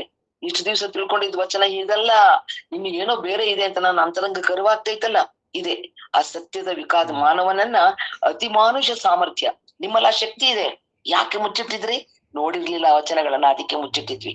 ಈಗ ನೋಡ್ತಿದೀವಲ್ಲ, ನನ್ನಲ್ಲಿ ಏನೋ ಒಂದು ವಿಶೇಷ ಸಾಮರ್ಥ್ಯ ಇದೆ, ಅದನ್ನ ಬಡಿಸ್ತಕ್ಕಂಥದ್ದು, ಅದನ್ನ ನನ್ನ ಅಂತರಂಗದಲ್ಲಿ ಜಾಗೃತಗೊಳಿಸತಕ್ಕಂಥದ್ದು ಈ ಅಷ್ಟಾವರಣ. ಇದು ನನ್ಗೇನೋ ಒಂದು ಸೋಜಿಗ, ಏನೋ ಒಂದು ನನ್ಗೆ ಏನಾಗುತ್ತೆ, ಒಂದು ಆಶ್ಚರ್ಯ ಆಗ್ಬಿಟ್ಟಿರುತ್ತೆ. ಆ ಆಶ್ಚರ್ಯವನ್ನ ಏನಿಲ್ಲದಿದ್ರು ಕೂಡ ನನಗೆ ಒಂದು ವಿಚಾರದ ಬಗ್ಗೆ ಇದೆಲ್ಲ ಸಾಮಾನ್ಯನಪ್ಪ, ನನಗೆಲ್ಲ ಗೊತ್ತು ಅನ್ನೋದಲ್ಲ, ಅದರಲ್ಲಿ ಸೋಜಿಗವನ್ನ ತಿಳಿಸ್ತಕ್ಕಂಥದ್ದು ಈ ಅಷ್ಟಾವರಣಗಳು ಅಂತ ಹೇಳ್ತಾರೆ. ಅಂದ್ರೆ ಈ ಆವರಣ ಅಂದ್ರೆ ಕೇವಲ ಹೊದಿಕೆ ಅನ್ನತಕ್ಕಂಥ ಅರ್ಥ ಅಲ್ಲ, ಆಚಾರ ವಿಚಾರಗಳ ವಿಕಾಸಕ್ಕೆ ಒಂದು ಪೂರ್ಣ ರೀತಿಯ ಮಾಧ್ಯಮವನ್ನ, ಒಂದು ಮಾರ್ಗವನ್ನ ಸೃಷ್ಟಿಸತಕ್ಕಂಥದ್ದು, ಅದಕ್ಕೆ ರಚನೆ ಮಾಡಿ ನಮ್ಮ ಕಣ್ಮುಂದೆ ತಂದು ಇಡತಕ್ಕಂಥದ್ದು ಅಷ್ಟ ಆವರಣಗಳು. ಲಿಂಗ ಮತ್ತೆ ಸಂಘ, ಅಂದ್ರೆ ಲಿಂಗ ಮತ್ತೆ ಅಂಗ ಇವೆರಡರ ಸಮರಸಕ್ಕೆ ಬೇಕಾಗಿರತಕ್ಕಂಥ ಈ ಅಂಗವನ್ನ ಯಾವ ರೀತಿ ನೋಡ್ಕೊಳ್ಬೇಕು, ಯಾವ ರೀತಿ ಹೇಳ್ತಾರಲ್ಲ, ಶರೀರ ಮಾಧ್ಯಮ ಖಲು ಧರ್ಮ ಸಾಧನಂ, ಬೇಕು ಸಾಧನೆ ಮಾಡ್ಬೇಕಂತ ಹೇಳಿದ್ರೆ ನನ್ನ ದೇಹದ ಆರೋಗ್ಯ, ನನ್ನ ದೇಹವನ್ನ ನನ್ನ ದೇಹದ ಸ್ವಾಸ್ಥ್ಯವನ್ನ ಚೆನ್ನಾಗಿ ಇಟ್ಕೊಳ್ಳೋದನ್ನ ನಾನು ಕಡಿಬೇಕು. ಬೇರೆ ಬೇರೆ ಏನೇನೋ ಮಾಡುವಂಥದ್ದಲ್ಲ. ನಮ್ಮ ಶರೀರಕ್ಕೆ ಏನ್ ಬೇಕೋ ಅದಷ್ಟನ್ನೇ ನಾನು ಪ್ರಸಾದ ಮಾಡ್ಬೇಕು, ಬೇರೆ ಬೇರೆ ಮಾಡುವಂಥದ್ದಲ್ಲ. ಹೀಗೆ ಇದಕ್ಕೆಲ್ಲವನ್ನ ಹೇಳ್ಕೊಡತಕ್ಕಂಥದ್ದು ಅಷ್ಟಾವರಣ. ಅಕ್ರಿಯೆ, ಅಜ್ಞಾನ, ಯಾವ್ದು ಮಾಡ್ಬೇಕೋ ಅದನ್ನ ಮಾಡಕ್ ಹೋಗೋದಿಲ್ಲ. ನನ್ನಲ್ಲಿ ಅಜ್ಞಾನ, ಒಂದು ಅಂಧಕಾರ ಐತಿ, ಅನನುಭವ, ಒಂದು ವಿಚಾರದ ಬಗ್ಗೆ ಅನುಭವನೇ ಇಲ್ಲ. ವೇದಿಕೆ ಮೇಲೆ ನಿಂತ್ಕೊಂಡು ಮಾತಾಡೋದು ಏನು ಸಿಕ್ಕಾಪಟ್ಟೆ, ಎಷ್ಟ್ ಚೆನ್ನಾಗ್ ಗೊತ್ತು ನನಗೆ ಅನ್ನಂಗೆ ಅದೆಲ್ಲ ಐತಲ್ಲ. ಇದು ನನ್ನಲ್ಲಿ ಇರತಕ್ಕಂತ ಒಂದು ಮೋಹ, ಅದರ ದಾಹ. ನನಗೆ ಏನ್ ಕೆಲಸ ಮಾಡಿದ್ರು ಕೂಡ ಅಪ್ರಸನ್ನ ಅಂತ, ಮನಸ್ಸಿಗೆ ಸಮಾಧಾನನೇ ಆಗಲ್ಲ. ಇವುಗಳೆಲ್ಲವನ್ನೂ ಕೂಡ, ಇವೆಲ್ಲವೂ ನಮ್ಮಲ್ಲಿ ಸುತ್ತುವರೆದೈತಿ. ಇವೆಲ್ಲವೂ ಇದವಲ್ಲ, ಇದರಿಂದ ಹೊರಬಂದು ನಾನು ಯಾವ ರೀತಿ ಜೀವನವನ್ನ ಸಾಗಿಸ್ಬೇಕು, ಯಾವ ನಿಟ್ಟಿನಲ್ಲಿ ನಡೆದ್ರೆ ಆ ಪರಮ ಚೈತನ್ಯದ ನಿಲುವನ್ನ ಕಾಣ್ಲಿಕ್ಕೆ ಸಾಧ್ಯ ಆಗತ್ತೆ ಅನ್ನತಕ್ಕಂಥ ಪೂರಕವಾಗಿ ಕೆಲಸ ಮಾಡತಕ್ಕಂಥದ್ದು ಈ ಅಷ್ಟಾವರಣಗಳು. ಜ್ಞಾನಾನುಭವ ಪ್ರಸನ್ನ ಭಾವಗಳು ನನ್ನಲ್ಲಿ ಆವರಿಸ್ಕೊಳ್ಳಂತ. ಇವೆಲ್ಲವೂ ಕೂಡ ಏನ್ ಮಾಡಿದ್ರು ಕೂಡ ಸಕಾರಾತ್ಮಕ ತಗೊಂಡ್ಬಿಡದ್ರಿ. ಎಲ್ಲಿ ನಕಾರ ಮಾಡ್ತೀರಿ, ಎಲ್ಲಿ ನಕಾರ ಮಾಡ್ತೀರಿ ನೋಡಿ. ಇನ್ನೊಂದು ಹೇಳ್ತೇನೆ ವಿಶೇಷ, ಜೀವಕೋಶಗಳು ಏನಿದಾವಲ್ಲ, ನಮ್ಮಲ್ಲಿ ಸೆಲ್ಸ್ ಇದಾವಲ್ಲ, ನಾವು ಎಷ್ಟು ರೀತಿ ಎಷ್ಟು ಎಷ್ಟು ಅಂದ್ರೆ ಗಾಢವಾಗಿ ಸಕಾರವಾಗಿ ಯೋಚನೆ ಮಾಡ್ತೀವಲ್ಲ, ಅವು ಸಕಾರವಾಗಿ ಕ್ರಿಯೆ ಮಾಡ್ತಾವಂತೆ. ನಾನು ಈಗ ಯಾರನ್ನೋ ಒಬ್ಬರು ನೋಡಿದ್ರೆ ಹೊಟ್ಟೆ ಕಿಚ್ಚು ಪಟ್ಕೊಳ್ಳೋದಿರ್ಬೋದು, ಅಂದ್ರೆ ಮುಖ ನೋಡ್ದಂಗ ಮಾತಾಡ್ದಲೇ ಇರ್ಬೋದು, ಮಾತಾಡ್ಬಿಡೋದಿರ್ಬೋದು, ಅಥವಾ ಕೆಟ್ಟ ಭಾವನೆಯಿಂದ ಬಡಿಸೋದು ಏನೆಲ್ಲ ಇದಾವಲ್ಲ, ಇದ್ರಿಂದೆಲ್ಲ ಅವು ಏನ್ ಮಾಡ್ತಾವಂತೆ, ಒಂದಿದ್ದು 1000 ಆಗ್ಬಿಡ್ತಾವಂತೆ. 1000 ಆಗಿ ನನ್ನಲ್ಲಿ ಒಂದು ವಸ್ತುವಿನ ಬಗ್ಗೆ ತೋರಿಸತಕ್ಕಂತ ಈ ಸಿಟ್ಟು ಇರ್ಬೋದು, ಕೆಟ್ಟ ಭಾವ ಇರ್ಬೋದು, ನಾನು ಕಂಡಿದ್ರಲ್ಲೆಲ್ಲ ತೋರ್ಸಂಗ್ ಮಾಡ್ಬಿಡ್ತಾವಂತೆ. ಅದೇ ಸಕಾರವಾಗಿ ನೀವು ಯೋಚನೆ ಮಾಡಿದ್ರಿ ಅಂತ ಹೇಳಿದ್ರೆ, ಹೌದು ಅವು ಏನ್ ಮಾಡ್ತಾವಂತೆ, ಹೌದು ಸಕಾರವಾಗಿ ಮಾಡ್ತಿದ್ದಾರೆ. ಪ್ರತಿ ವಸ್ತುವಿನಲ್ಲಿಯೂ ಕೂಡ ಆ ಪರವಸ್ತುವನ್ನ ಕಾಣಂತ ರೀತಿ ಇವ್ರ ಮನಸ್ಸಿಗೆ ಕೊಡ್ಬೇಕನ್ನೋ ಭಾವ ಅವಕ್ ಬರ್ತಾವಂತೆ. ಇವು ಈ ಹಾರ್ಮೋನಲ್ ಇಂಬ್ಯಾಲೆನ್ಸ್ ಅಂತಾರ ನೋಡಿ, ಇವೇ ಇನ್ನೇನು ಅಲ್ಲ. ನನ್ನಲ್ಲಿ ಯಾಕೆ ಕೆಟ್ಟ ಬುದ್ಧಿ ಇದೆ ಅಂದ್ರೆ, ನಾನು ನಕಾರಾತ್ಮಕವಾಗಿ ಬಹಳ ಯೋಚನೆ ಮಾಡ್ತಾ ಇದ್ದೀನಿ ಅಷ್ಟೇ. ಒಂದು ವಿಚಾರ ಏನಿದೆ ಅದನ್ನ ನಾನ್ ತಿಳ್ಕೊತಾ ಇಲ್ಲ, ಬೇರೆ ಏನೋ ಅದಕ್ಕೆ ಪ್ಲಸ್ ಮೈನಸ್ ಮಾಡಿ ಅದನ್ನ ತಿಳ್ಕೊತಿದ್ದೇನೆ. ಅದಕ್ಕೆ ನನ್ನಲ್ಲಿ ಈ ಗುಣ ಬಂದೈತಿ. ಅದನ್ನೇ ನನ್ನ ಜೀವನದಲ್ಲಿ ಪೂರಾ ಅದನ್ನೇ ಕೆಟ್ಟ ಬುದ್ಧಿನೇ ರೂಢಿ ಮಾಡ್ಕೊಂಡ್ಬಿಡ್ತೀನಿ. ಹೌದಲ್ಲ, ಅದ ಆಗ್ಬಾರ್ದು. ಅದಕ್ಕೆಲ್ಲ ಪೂರಕವಾಗಿ ಕೆಲಸ ಮಾಡತಕ್ಕಂತದ್ದು ಈ ಅಷ್ಟ ಆವರಣಗಳು ಅಂತ ಹೇಳ್ತಾರೆ. ಆವರಣ ಅಂತ ಹೇಳಿದ್ರೆ ಹೊದಿಕೆ ಅನ್ನತಕ್ಕಂತ ಅರ್ಥ ಅಲ್ಲ. ನನ್ನಲ್ಲಿ ಇರತಕ್ಕಂತ ಆಚಾರಗಳು, ನನ್ನಲ್ಲಿ ಬರತಕ್ಕಂತ ವಿಚಾರಗಳು, ಇವುಗಳನ್ನ ವಿಕಾಸದ ಕಡೆಗೆ, ಅಂದ್ರೇನು ಪ್ರೋಗ್ರೆಸಿವ್ ಲೆಂತ್ ಅಲ್ಲಿ, ಪ್ರೋಗ್ರೆಸಿವ್ ಮಾರ್ಗದಲ್ಲಿ ನಾನು ಹೋಗ್ಬೇಕು. ಅದಕ್ಕೆ ಪೂರಕ ಆಗಿ ಕೆಲಸ ಮಾಡತಕ್ಕಂಥದ್ದು ಈ ಅಷ್ಟ ಆವರಣಗಳು. ಅದಕ್ಕೆಲ್ಲ ಹೇಳ್ತಾರೆ, ನನ್ನಲ್ಲಿ ಅನುಭವ ಐತ್ರಿ, ಪ್ರಸನ್ನ ಭಾವಗಳಿದೆ, ಆದರೆ ಏನ್ ಕೆಲಸ ಮಾಡಿದ್ರು ಕೂಡ ನನ್ನಲ್ಲಿ ಈ ಭಾವನೆಗಳು ಆವೃತ ಆಗಿರ್ಬೇಕು, ಆವರಿಸ್ಕೊಂಡಿರ್ಬೇಕು. ಅದಕ್ಕೆ ಮಾಡತಕ್ಕಂತ ಕ್ರಿಯೆ ಇವು ಅಷ್ಟ ಆವರಣಗಳು. ನನಗೆ ನೋಡಿ, ಒಳಗೆ ಏನೋ ಸಕಾರಾತ್ಮಕ ಭಾವನೆ ಐತೆ, ನಾನು ಒಬ್ಬರನ್ನ ನೋಡಿದಾಗ ಮನಸ್ಸಿನ ಭಾವನೆಗಳನ್ನ ಅವ್ರ ಜೊತೆ ಹಂಚ್ಕೊಳ್ಬೇಕಂತ ಅನ್ಸುತ್ತಲ್ಲ, ಅವಾಗ ಅವ್ರ ಜೊತೆ ಹಂಚ್ಕೊಳತಕ್ಕಂಥದ್ದು ಐತಲ್ಲ, ಆ ಕ್ರಿಯೆ ಮಾಡತಕ್ಕಂಥದ್ದು ಕೂಡ ಅಷ್ಟ ಆವರಣಗಳು. ಹೆಂಗಂತ ತಿಳಿದಿದ್ದು ಹೆಂಗ್ ಬರುತ್ತೆ, ಒಂದ್ಸರಿ ನಾನು ಶುರು ಮಾಡಿದ್ರೆ ಅದಕ್ಕೆ ಅಮೃತದ ಸುಳಿಗಳಂತೆ. ಅಂದ್ರೇನು ಸುಳಿ ಅಂತಂದ್ರೆ ಏನು, ಸುತ್ತತಾನೆ ಇರ್ತೈತಲ್ಲ. ಒಂದು ಸರ್ಕಲ್ ಮಾಡಿದ್ರೆ, ಸರ್ಕಲ್ ಆ ಸುತ್ತೋದು ಅಂದ್ರೆ ಏನಿದೆ, ಸುತ್ತುತ್ತಾ ಎಷ್ಟಾಗತ್ತೆ, ದೊಡ್ಡದೇ ಆಗ್ತಾ ಹೋಗುತ್ತಲ್ಲ.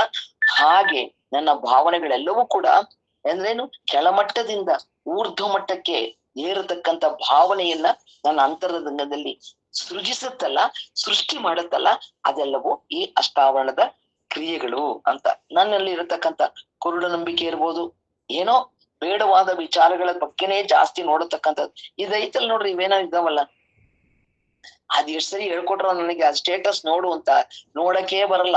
ಆ ಫೇಸ್ಬುಕ್ ನೋಡಕಂದ್ರ ಅದು ಆ ಕಡೆ ಗಮನನೇ ಇರೋದಿಲ್ಲ.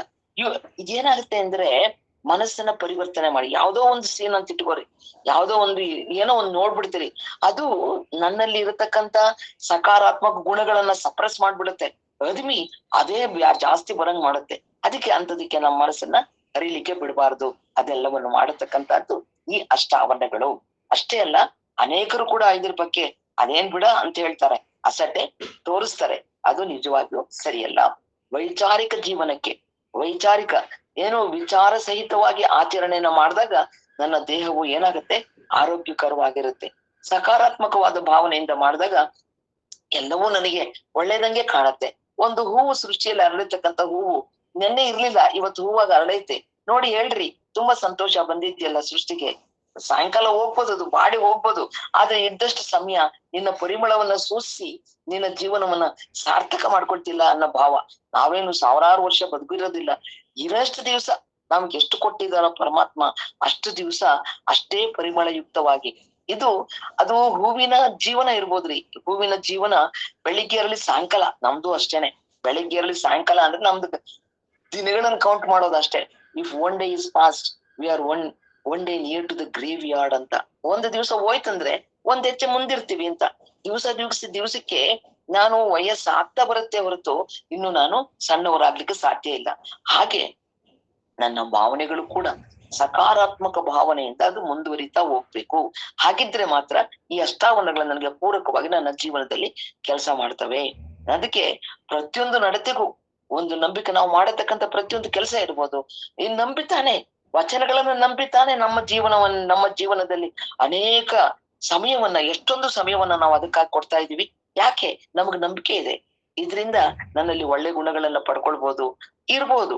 ಅದು ಒಂದು ಅದರಿಂದ ಪಡ್ಕೊಳ್ಳತಕ್ಕಂತ ಏನೋ ಒಂದು ನಾವು ಅಭಿಲಾಷೆ ಇಟ್ಕೊಂಡಿರ್ಬೋದು, ಆದ್ರೂ ಕೂಡ ಸಕಾರಾತ್ಮಕವಾಗೈತಲ್ಲ, ಅದಕ್ಕಾಗಿ ಎಷ್ಟು ಸಮಯವನ್ನ ವ್ಯಯ ಮಾಡ್ತಾ ಇದೀವಿ. ಇವೆಲ್ಲವೂ ಕೂಡ ಮಾಡತಕ್ಕಂತ ಮನಸ್ಥಿತಿ ಕೊಡತಕ್ಕಂಥದ್ದು ಅಷ್ಟಾವರಣಗಳು. ಅದಕ್ಕೆ ಹೇಳ್ತಾರೆ, ಇದರಿಂದ ಏನಾಗುತ್ತೆ, ನಮ್ಗೆ ಆಳವಾದ ಅನುಭವ ಬರುತ್ತೆ. ಅದರಿಂದ ಒಂದೊಂದು ಪದಗಳಿಗೂ ಕೂಡ ಇರತಕ್ಕಂತ ಅರ್ಥದ ಅನುಭೂತಿ ನಮ್ಗಾಗತ್ತೆ. ಆಮೇಲೆ ನೋಡಿದ ತಕ್ಷಣ face is the index of mind ಅಂತ ನೋಡಿದ ತಕ್ಷಣ ಗೊತ್ತಾಗತ್ತೆ ಇವ್ರು ಅಂದ್ರೆ ಎಲ್ಲಾರ್ಗೂ ಆಗಲ್ಲ. ಇದನ್ನ ಯಾರು ಅಳವಡಿಸ್ಕೊಂಡಿರ್ತಾರಲ್ಲ, ನೋಡಿದ ತಕ್ಷಣ ಅವ್ರು ಇವ್ರ ಜೊತೆ ಸ್ನೇಹ ಮಾಡ್ಬೇಕು, ಇವ್ರ ಜೊತೆ ಮಾತಾಡ್ಬೇಕನ್ನೋ ಭಾವ ಬರ್ತಿದೆ.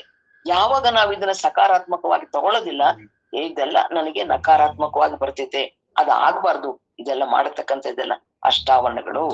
ಆಳವಾದ ಅನುಭವವನ್ನ ಪಡ್ಕೊಳ್ಳಿಕ್ಕೆ ಅಷ್ಟಾವರಣಗಳು ನಮ್ಮ ಜೀವನದಲ್ಲಿ ಏನದು ಅವಿನಾಭಾವ ಸಂಬಂಧದಿಂದ ನಾವು ಆಚರಿಸ್ಬೇಕು. ಅರ್ಥ ಅಂದ್ರೆ ಇದಕ್ಕೇನ್ ಹೇಳ್ತಾರೆ, ಕೆಲವ್ರು ಹೇಳ್ತಾರೆ ಇದೇನ್ ಹಂಗೈತಿ ಹಿಂಗೆ ಅಂತ ಹೇಳ್ತಾರೆ. ಅದಕ್ಕೆ ನಾವು ಜಾಗ ಕೊಡ್ಬಾರ್ದು. ಮಾನವರಾಗಿ ನಾವು ಬಂದಿದೀವಿ, ಸಾರ್ಥಕವನ್ನ ಪಡ್ಕೊಳ್ಬೇಕಲ್ಲ. ಮಾನವೀಯತೆಯನ್ನ ಮೈಗೂಡಿಸ್ಕೊಂಡಿದ್ರೆ ಸಾಲಲ್ಲ, ಆದ್ರೆ ಮಾನವನಾಗ್ಬೇಕಾಗದೈತಲ್ಲ. ಮಾನವನಾಗಿ ಹುಟ್ಟಿ ಬಂದ ಮೇಲೆ ಮಾನವೀಯತೆಯ ಜೊತೆಗೆ ನನ್ನ ಸಾರ್ಥಕ ಜೀವನವನ್ನು ಕೂಡ ನಾನು ಸಾಧಿಸ್ಬೇಕು. ಈ ಒಂದು ಹೆಜ್ಜೆ ಹಾಕಿದಾಗ ನನಗೆ ಈ ಅಷ್ಟ ಆವರಣಗಳು ನನಗೆ ಅಂಗವಾಗಿ, ಹೊದಿಕೆಯಾಗಿ, ಕವಚವಾಗಿ ನನ್ನನ್ನ ರಕ್ಷಣೆ ಮಾಡುತ್ತೆ. ವಿದ್ಯೆ ಕಲಿಯಲು ಯಾವ ರೀತಿ ಒಬ್ಬ ಶಿಕ್ಷಕ ಅಗತ್ಯ ಇದನೋ, ಹಾಗೆ ನಾನು ಈ ವಿದ್ಯೆಯನ್ನ, ಅಧ್ಯಾತ್ಮ ವಿದ್ಯೆಯನ್ನ ಕಲೀಲಿಕ್ಕೆ ನನಗೆ ಶ್ರೀಗುರು ಅಗತ್ಯ ಇದ್ದಾರೆ. ಹೊರನೋಟಕ್ಕೆ ದೃಶ್ಯ ಹೇಗೆ ಇದೆಯೋ ಹಾಗೆ ಆ ದೃಶ್ಯವನ್ನ, ಈಗ ಏನೋ ಒಂದು ಎಲ್ಲೋ ಹೋಗ್ತೀವಿ ಅಂತ ಇಟ್ಕೊಂಡ್ರೆ, ರಜಾ ಬಂತು, ಎಲ್ಲ ಫ್ಯಾಮಿಲಿ ಪೂರ್ತಿ ಎಲ್ಲೋ ಒಂದು ವಿಶೇಷ ಜಾಗಕ್ಕೆ ಹೋಗ್ತೀವಿ. ಆ ಸೃಷ್ಟಿಯನ್ನ ನೋಡಿ ಏನ್ ಅನ್ಸುತ್ತೆ, ಇನ್ನು 2 ದಿವಸ ಇಲ್ಲೇ ಇರ್ಬೇಕ ಅನ್ಸುತ್ತೆ. ಆ ಸೃಷ್ಟಿಯನ್ನ ನೋಡಿದ ಸೃಷ್ಟಿಯನ್ನ ಮತ್ತೆ ಮತ್ತೆ ನೋಡ್ಬೇಕಂತ ಅನ್ಸುತ್ತೆ. ಆ ಮತ್ತೆ ನೋಡಿದ್ಕ ನೀವು ನಿಮ್ಮ ಮೊಬೈಲ್ ಅಲ್ಲಿ ಅದನ್ನ ದೃಶ್ಯವನ್ನ ತಗೊಳಕ್ಕಿಂತ ಮುಂಚೆ ಆ ಸಮಗ್ರ ಸೃಷ್ಟಿ ನನ್ನ ಒಳಗಡೆ ಆಗ್ಲೇ ಪಿಕ್ಚರೈಸ್ ಆಗೋಗಿರುತ್ತೆ. ಒಳಗಡೆ ಕ್ಲಿಕ್ ಮಾಡ್ಬಿಟ್ಟಿರುತ್ತೆ ನನ್ನ ಕಣ್ಣು, ಆಗ್ಲೇ ಹೋಗಿ ನಿಂತ್ಬಿಟ್ಟಿರುತ್ತೆ. ನೆನೆಸ್ಕೊ, ಅವತ್ತು ಇದಕ್ ಹೋಗಿದ್ವಲ್ಲ ಜೋಗ್ ಫಾಲ್ಸ್ಗೆ, ಹೆಂಗಿತ್ತ ತಕ್ಷಣ ಬಂದ್ಬಿಡುತ್ತೆ. ನೀವು ಮೊಬೈಲ್ ಅಲ್ಲಿ ಹುಡುಕ್ಬೇಕು. ಆದ್ರೆ ಇಲ್ಲಿ ಅಷ್ಟು ಅಂದ್ರೆ ಅಷ್ಟೊಂದು ಸೂಕ್ಷ್ಮವಾಗಿ ನನ್ನಲ್ಲಿರತಕ್ಕಂತ ಅವಯವಗಳು ಕೆಲಸ ಮಾಡ್ತಿರ್ಬೇಕಾದ್ರೆ ನಾನ್ ಏನಕ್ಕೆ ಬೇರೆದ್ರ ಮೇಲೆ ಅವಲಂಬಿತರ ಆಗ್ಬೇಕು? ಇದೆಲ್ಲವನ್ನು ಮಾಡತಕ್ಕಂತಹದ್ದು ಅಷ್ಟ ಆವರಣಗಳು. ಹೇಳ್ತಾರೆ, ಎಲ್ಲ ನಾನು ಭೂತಿಯಿಂದ ವಿಭೂತಿ ಆಗ್ಬೇಕಲ್ಲ, ಮಾತು ಮಂತ್ರ ಆಗ್ಬೇಕಲ್ಲ, ಹೌದಲ್ವಾ? ಎಲ್ಲವನ್ನು ಮಾಡ್ಬೇಕು. ಅದಕ್ಕೆ ಹೇಳ್ತಾರೆ, ವಚನ ನಿಮ್ಗೆಲ್ಲ ಗೊತ್ತಿರೋಂಥದ್ದೇ. ಅಯ್ಯ, ನಿನ್ನ ಅಷ್ಟತನುವಿನ ಮಧ್ಯದಲ್ಲಿ ಆ ಪರಬ್ರಹ್ಮ ನಿಜ ವಸ್ತುವೇ ನಿನ್ನ ಪಾವನ ನಿಮಿತ್ಯಾರ್ಥವಾಗಿ ಅಷ್ಟಾವರಣ ಸ್ವರೂಪಿನಿಂದ ನೆರೆದಿರ್ಪದು ನೋಡ. ಅದರ ವಿಚಾರವೆಂತೆಂದಡೆ ನಿನ್ನ ಸ್ಥೂಲತನುವಿನ ಮಧ್ಯದಲ್ಲಿ ಅವರು ಹೇ ಗುರು ಹಾಗೆ ನೆಲೆಸಿರ್ಬೋದು. ಅಂದ್ರೆ ಬ್ರಹ್ಮಾಂಡ ಅಷ್ಟಾವರಣ ನಂತರ ಬರ್ತೀನಿ ಪ್ರಭೇದಗಳಲ್ಲಿ, ಸೂಕ್ಷ್ಮವಾಗಿ ತಿಳ್ಕೊಂಡ್ರಿ ಅಷ್ಟೇ. ಸ್ಥೂಲತನುವಿನ ಮಧ್ಯದಲ್ಲಿ ಅವರು ಹೇ ಗುರುವಾಗಿ ನೆಲೆಸಿರ್ಪರು ನೋಡ. ಸೂಕ್ಷ್ಮ ತನುವಿನ ಮಧ್ಯದಲ್ಲಿ ಸುಜ್ಞಾನವೇ ಲಿಂಗವಾಗಿ ನೆಲೆಸಿರ್ಪರು ನೋಡ. ಕಾರಣ ತನುವಿನ ಮಧ್ಯದಲ್ಲಿ ಸ್ವಾನುಭಾವ ಜಂಗಮವಾಗಿ ನೆಲೆಸಿರ್ಪರು ನೋಡ. ನಿನ್ನ ನಿರ್ಮಲ ತನುವಿನ ಮಧ್ಯದಲ್ಲಿ ಕರುಣಾಮೃತ ಪಾದೋದಕವಾಗಿ ನೆಲೆಸಿರ್ಪರು ನೋಡ. ನಿನ್ನ ಆನಂದ ತನುವಿನ ಮಧ್ಯದಲ್ಲಿ ಕೃಪಾ ಪ್ರಸಾದವಾಗಿ ನೆಲೆಸಿರ್ಪರು ನೋಡ. ನಿನ್ನ ಚಿದ್ರೂಪ ತನುವಿನ ಮಧ್ಯದಲ್ಲಿ ಚಿತ್ ಪ್ರಕಾಶ ಭರಿತವಾಗಿ ನೆಲೆಸಿರ್ಪರು ನೋಡ. ನಿನ್ನ ಚಿನ್ಮಯ ತನುವಿನ ಮಧ್ಯದಲ್ಲಿ ಚಿತ್ಕಾಂತೇ ರುದ್ರಾಕ್ಷಿಯಾಗಿ ನೆಲೆಸಿರ್ಪರು ನೋಡ. ಇಂತು ನಿನ್ನ ಸರ್ವಾಂಗದಲ್ಲಿ ಅಷ್ಟಾವರಣ ಸ್ವರೂಪಿನಿಂದ ಪರಾತ್ಪರ ನಿಜ ವಸ್ತು ನೆಲೆದಿರ್ಪದು ನೋಡ. ನಿನ್ನ ನಿರ್ಮಾಯ ಚಿತ್ತ ಮಹಾಜ್ಞಾನ ನಿಜ ದೃಷ್ಟಿಯಿಂದ ನಿನ್ನ ನೀ ತಿಳಿದು ನೋಡ ಎಂದು ಗಣಸಾಕ್ಷಿಯಾಗಿ ಶ್ರೀಗುರು ನಿಷ್ಕಳಂಕ ಚನ್ನ ಬಸವರಾಜೇಂದ್ರನು ನಿರ್ಲಜ್ಜ ಶಾಂತ ಲಿಂಗ ದೇಶಿಕೋತ್ತಮಂಗೆ ಉಪಮಾ ದೀಕ್ಷೆ ಇಂತುಂಟೆಂದು ನಿರೂಪವನ್ನು ಕೊಡುತ್ತಿರ್ತಾನು ನೋಡ. ಸಂಗನ ಬಸವೇಶ್ವರ ಗುರುಸಿದ್ಧ ದೇವರ ವಚನ. ಅಂದ್ರೆ ದೀಕ್ಷಾ ಸಮಯದಲ್ಲಿ ದೀಕ್ಷಾ ಸಮಯದಲ್ಲಿ ಗುರು ಇಷ್ಟೊಂದು ವಿಚಾರಗಳನ್ನ ಹೇಳ್ಕೊಡ್ಬೇಕು ನೋಡ್ರಿ. ಇಷ್ಟೊಂದು ವಿಚಾರಗಳನ್ನೆಲ್ಲ ಹೇಳಿ, ಅಂದ್ರೆ ಮಕ್ಕಳಿಗೆ ಹೇಳ್ಕೊಡ್ಬೇಕಾದ್ರೆ ಅವ್ರ ಲೆವೆಲ್ಗೆ ಎಷ್ಟು ಅಷ್ಟೇ. ಹೋಗ್ತಾ ಹೋಗ್ತಾ ಸಾಧನೆಗೆ, ಆಂತರಿಕವಾಗಿ ಸಾಧನೆಯನ್ನ ಮಾಡ್ಲಿಕ್ಕೆ ಇನ್ನು ನಮಗೆ ಬಹಳ ಇಚ್ಛೆ ಜಾಸ್ತಿ ಆಗತ್ತಲ್ಲ, ಆಗ ಈ ವಿಚಾರಗಳನ್ನೆಲ್ಲ, ಇದರ ಅಧ್ಯಯನ, ಅದ್ರ ಜೊತೆಗೆ ಈ ವಿಚಾರಗಳನ್ನ ಅವ್ರಿಗೆ ತಿಳಿಸಿ ಹೇಳ್ಬೇಕಂತ ಹೇಳ್ತಾರೆ. ಇನ್ನ ಇದಿಷ್ಟು ಒಂದು ವಿಚಾರಗಳ ನಂತರ ಈ ಅಷ್ಟಾವರಣಗಳ ತಾತ್ವಿಕ ಸ್ವರೂಪ ಏನು? ತಾತ್ವಿಕ ಸ್ವರೂಪ ಏನಪ್ಪಾ ಅಂದ್ರೆ, ಯಾವ ರೀತಿ ಅಷ್ಟತನು ಮೂರ್ತಿಗಳೆನಿಸ್ತಕ್ಕಂಥದ್ದು ಯಾವುದು? ಪೃಥ್ವಿ, ಅಪ್ಪು, ತೇಜ, ವಾಯು, ಆಕಾಶ. ತೇಜು ಅಂತಾರೆ, ತೇಜಾರಿ. ವಾಯು, ಆಕಾಶ, ಸೂರ್ಯ, ಚಂದ್ರ, ಆತ್ಮ, ಇವೆಲ್ಲ ನಮಗ್ ಗೊತ್ತಿದೆ. ಇವು ಬ್ರಹ್ಮಾಂಡದ ಸೃಷ್ಟಿಗೆ ಮಹದಾವರಣಗಳಾಗಿದೆ. ಹಾಗೆ ಎಲ್ಲಕ್ಕೂ ಮೂಲವಾಗಿರ್ಬೇಕಂತ ಲಿಂಗಕ್ಕೆ ಧರಿಸಿರತಕ್ಕಂಥ ಸಾಧಕ ಭಕ್ತನಿಗೆ ಅಷ್ಟಾವರಣಗಳು ಏನಾಗೈತೆ? ಮಂತ್ರ ಆಕಾಶ ತತ್ವ ಆಗೈತಿ, ಭಸ್ಮ ವಾಯು ತತ್ವ ಆಗೈತಿ, ರುದ್ರಾಕ್ಷಿ ತೇಜ ತತ್ವ ಆಗೈತಿ, ಪಾದೋದಕ ಜಲತತ್ವವಾಗಿ, ಪ್ರಸಾದವ ಪೃಥ್ವಿ ತತ್ವವಾಗಿ, ಗುರು ಸೂರ್ಯನಲ್ಲಿರುವ ಪ್ರಕಾಶ ರೂಪವಾಗಿ ಅರಿವಿನ ಬೆಳಕಾಗಿ, ಲಿಂಗ ಚಂದ್ರ ತತ್ವದ ಶೀತಲತೆಯ ಪ್ರತೀಕವಾಗಿ, ನಿರಾಕಾರ ಆತ್ಮ ಜಂಗಮ ತತ್ವವಾಗಿ, ಜಾಗ್ರ ಸ್ವಪ್ನ ಸುಷುಪ್ತಿಯಲ್ಲಿ ಎಲ್ಲಾ ಕಾಲದಲ್ಲಿ ಕೂಡ ಪರಮಾನಂದವನ್ನ ಹೊಂದಲಿಕ್ಕೆ ಕಾರಣ ರೂಪವಾಗಿದ್ದಾವೆ. ಇವು ಬಹಿರಂಗದ ಅಷ್ಟಾವರಣಗಳು, ಅಂತರಂಗದ ಅಷ್ಟಾವರಣಗಳು. ಇದನ್ನ ವಿಸ್ತಾರ ಮಾಡ್ತೀನಿ ನಂತರದಲ್ಲಿ. ಪ್ರಭೇದಗಳು ಬಂದಾಗ ಹೇಳ್ಕೊಂಡು ಹೋಗೋಣ, ಅದಕ್ಕೆ ವಚನಗಳನ್ನ ಆಧಾರ ಕೊಟ್ಟು ಹೇಳ್ತೇನಂತೆ. ಹೀಗೆ ಅಷ್ಟಾವರಣಗಳ ತಾತ್ವಿಕ ರೂಪ ಬಹಿರಂಗದಲ್ಲಿ ಪೃಥ್ವಿ, ತೇಜ, ವಾಯು, ಆಕಾಶ, ಸೂರ್ಯ, ಚಂದ್ರ, ಆತ್ಮ. ಅಂತರಂಗದಲ್ಲಿ ಹೆಂಗಿದೆ ಅದು? ಗುರುವಾಗಿ, ಲಿಂಗವಾಗಿ, ಜಂಗಮವಾಗಿ, ಮಂತ್ರವಾಗಿ, ಪ್ರಸಾದವಾಗಿ ಎಲ್ಲಾ ರೀತಿಯೂ ಇದೆ. ಅದು ಪಂಚಮಹಾಭೂತಗಳಿಗೆ ಪೂರಕವಾಗಿರತಕ್ಕಂಥ ಸಮಾನಾಂತರವಾಗಿರತಕ್ಕಂಥ ತತ್ವವು ಕೂಡ ಈ ಅಷ್ಟಾವರಣ ಆಗಿದೆ. ಸರಿ, ಇಷ್ಟೆಲ್ಲ ಆದ್ಮೇಲೆ ಅಷ್ಟಾವರಣಗಳು ನೀನ್ ಹೇಳ್ದಪ್ಪ, ಕವಚ ಅಂತ ಹೇಳ್ದೆ, ಅದಕ್ಕೆ ಹೊದಿಕೆ ಅಂತ ಹೇಳ್ದೆ, ಹೆಂಗೈತಪ್ಪ ಅದು? ಅಷ್ಟಾವರಣಗಳು ಸಾಧಕನಿಗೆ ಶ್ರೀರಕ್ಷೆ ಹೇಗೆ ಅಂತ ಅಂದ್ರೆ, ಬಂಧನಕ್ಕೆ ನಾವ್ ಎದಕ್ ಬಂದಿವಿ? ಪ್ರಾರಂಭದಲ್ಲಿ ಹೇಳೋದೇನು? ಆಣವ ಮಲ ಮಲತ್ರಯಕ್ಕೆ ಒಳಗಾಗಿದ್ದೀವಿ. ಅದು ಜೀನ್ಸ್ ಅಲ್ಲೇ ಬಂದ್ಬಿಡತ್ತೆ. DNA ಅಂತ ಶುರುವಾಗತ್ತಲ್ಲ, ತಂದೆ ತಾಯಿ ಅದರ ಗರ್ಭದಿಂದನೇ ಬರತಕ್ಕಂತ ಇವೆಲ್ಲವೂ ಕೂಡ ಆಣವ ಮಲ, ಮಾಯಾಮಲ, ಕಾರ್ಮಿಕ ಮಲ. ಇವು ಮಲತ್ರಯಗಳ ಬಾಧೆಯಿಂದ ತಪ್ಪಿಸ್ಕೊಳ್ಬೇಕಂತಾನೆ ಈ ಅಷ್ಟಾವರಣಗಳು ಸಾಧಕನಿಗೆ ಅವಶ್ಯ ಆಗೈತೆ. ಅದರಿಂದ ಉದಾತ್ತೀಕರಣ ಮಾಡ್ಕೊಳ್ಬೇಕಲ್ಲ. ಮಲಗಳಿದೇವ್ರಿ, ನಮ್ಮಲ್ಲಿ ಬೇಕಾದಷ್ಟಿದೆ, ಸಾಕಷ್ಟಿದೆ, ಇಷ್ಟಂತ ಲೆಕ್ಕ ಮಾಡಂಗಿಲ್ಲ, ಅಷ್ಟೊಂದು ಮಲಗಳಿದಾವೆ. ಬೇಕು ಬೇಕು ಅನ್ನೋ ಭಾವ, ಇದು ನನ್ನದಾಗ್ಬೇಕು. ಅದ್ರೇನು ಮಾಯಿಕ ಮಲ ಇರ್ಬೋದು, ಕಾರ್ಮಿಕ ಮಲ ಇರ್ಬೋದು, ಇವೆಲ್ಲವೂ ಕೂಡ ನಮಗೆ ಈಗಾಗ್ಲೇ ನನ್ನ ಜೀವನದಲ್ಲಿ ಜೀನ್ಸ್ ಅಲ್ಲಿ ಬಂದಿರೋದಕ್ಕಿನ್ನ ಜಾಸ್ತಿ ಇವೆಲ್ಲ ನನಗೆ ಆವೃತ ಆಗೈತಿ. ಹೌದಲ್ವಾ? ನಾವ್ ಎಷ್ಟು ಯೋಚನೆ ಮಾಡ್ತೀವಲ್ವಾ? ಎಷ್ಟು ಯೋಚನೆ ಮಾಡ್ತೀವಿ, ಇದಿರ್ಬೇಕಾಗಿತ್ತು, ಅದಿರ್ಬೇಕಾಗಿತ್ತು, ಅದ್ ನಂದಾಗಿದ್ರೆ ಹೆಂಗಿರ್ತಿತ್ತು, ಇದ್ ನಂದಾಗಿದ್ರೆ ಹೆಂಗಿರ್ತಿತ್ತು, ಇಷ್ಟೇ ಸಾಕ ಜೀವನ, ಇನ್ನೂ ಬೇಕು, ಏನೋ ಬರುತ್ತಲ್ಲ ನಮ್ಮ ಮನಸ್ಸಿನಲ್ಲಿ.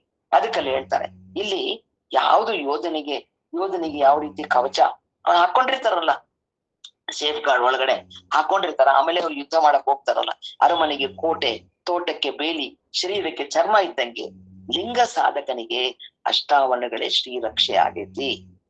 ಬಾಹ್ಯ ಅಷ್ಟಾವರಣಗಳು ಸ್ಥೂಲ ಸೂಕ್ಷ್ಮ ಶರೀರಕ್ಕೂ, ಅಂತರಂಗಿಕ ಅಷ್ಟಾವರಣಗಳು ಕಾರಣ ಶರೀರಕ್ಕೂ ಸಂಬಂಧಪಟ್ಟಿರ್ತವೆ.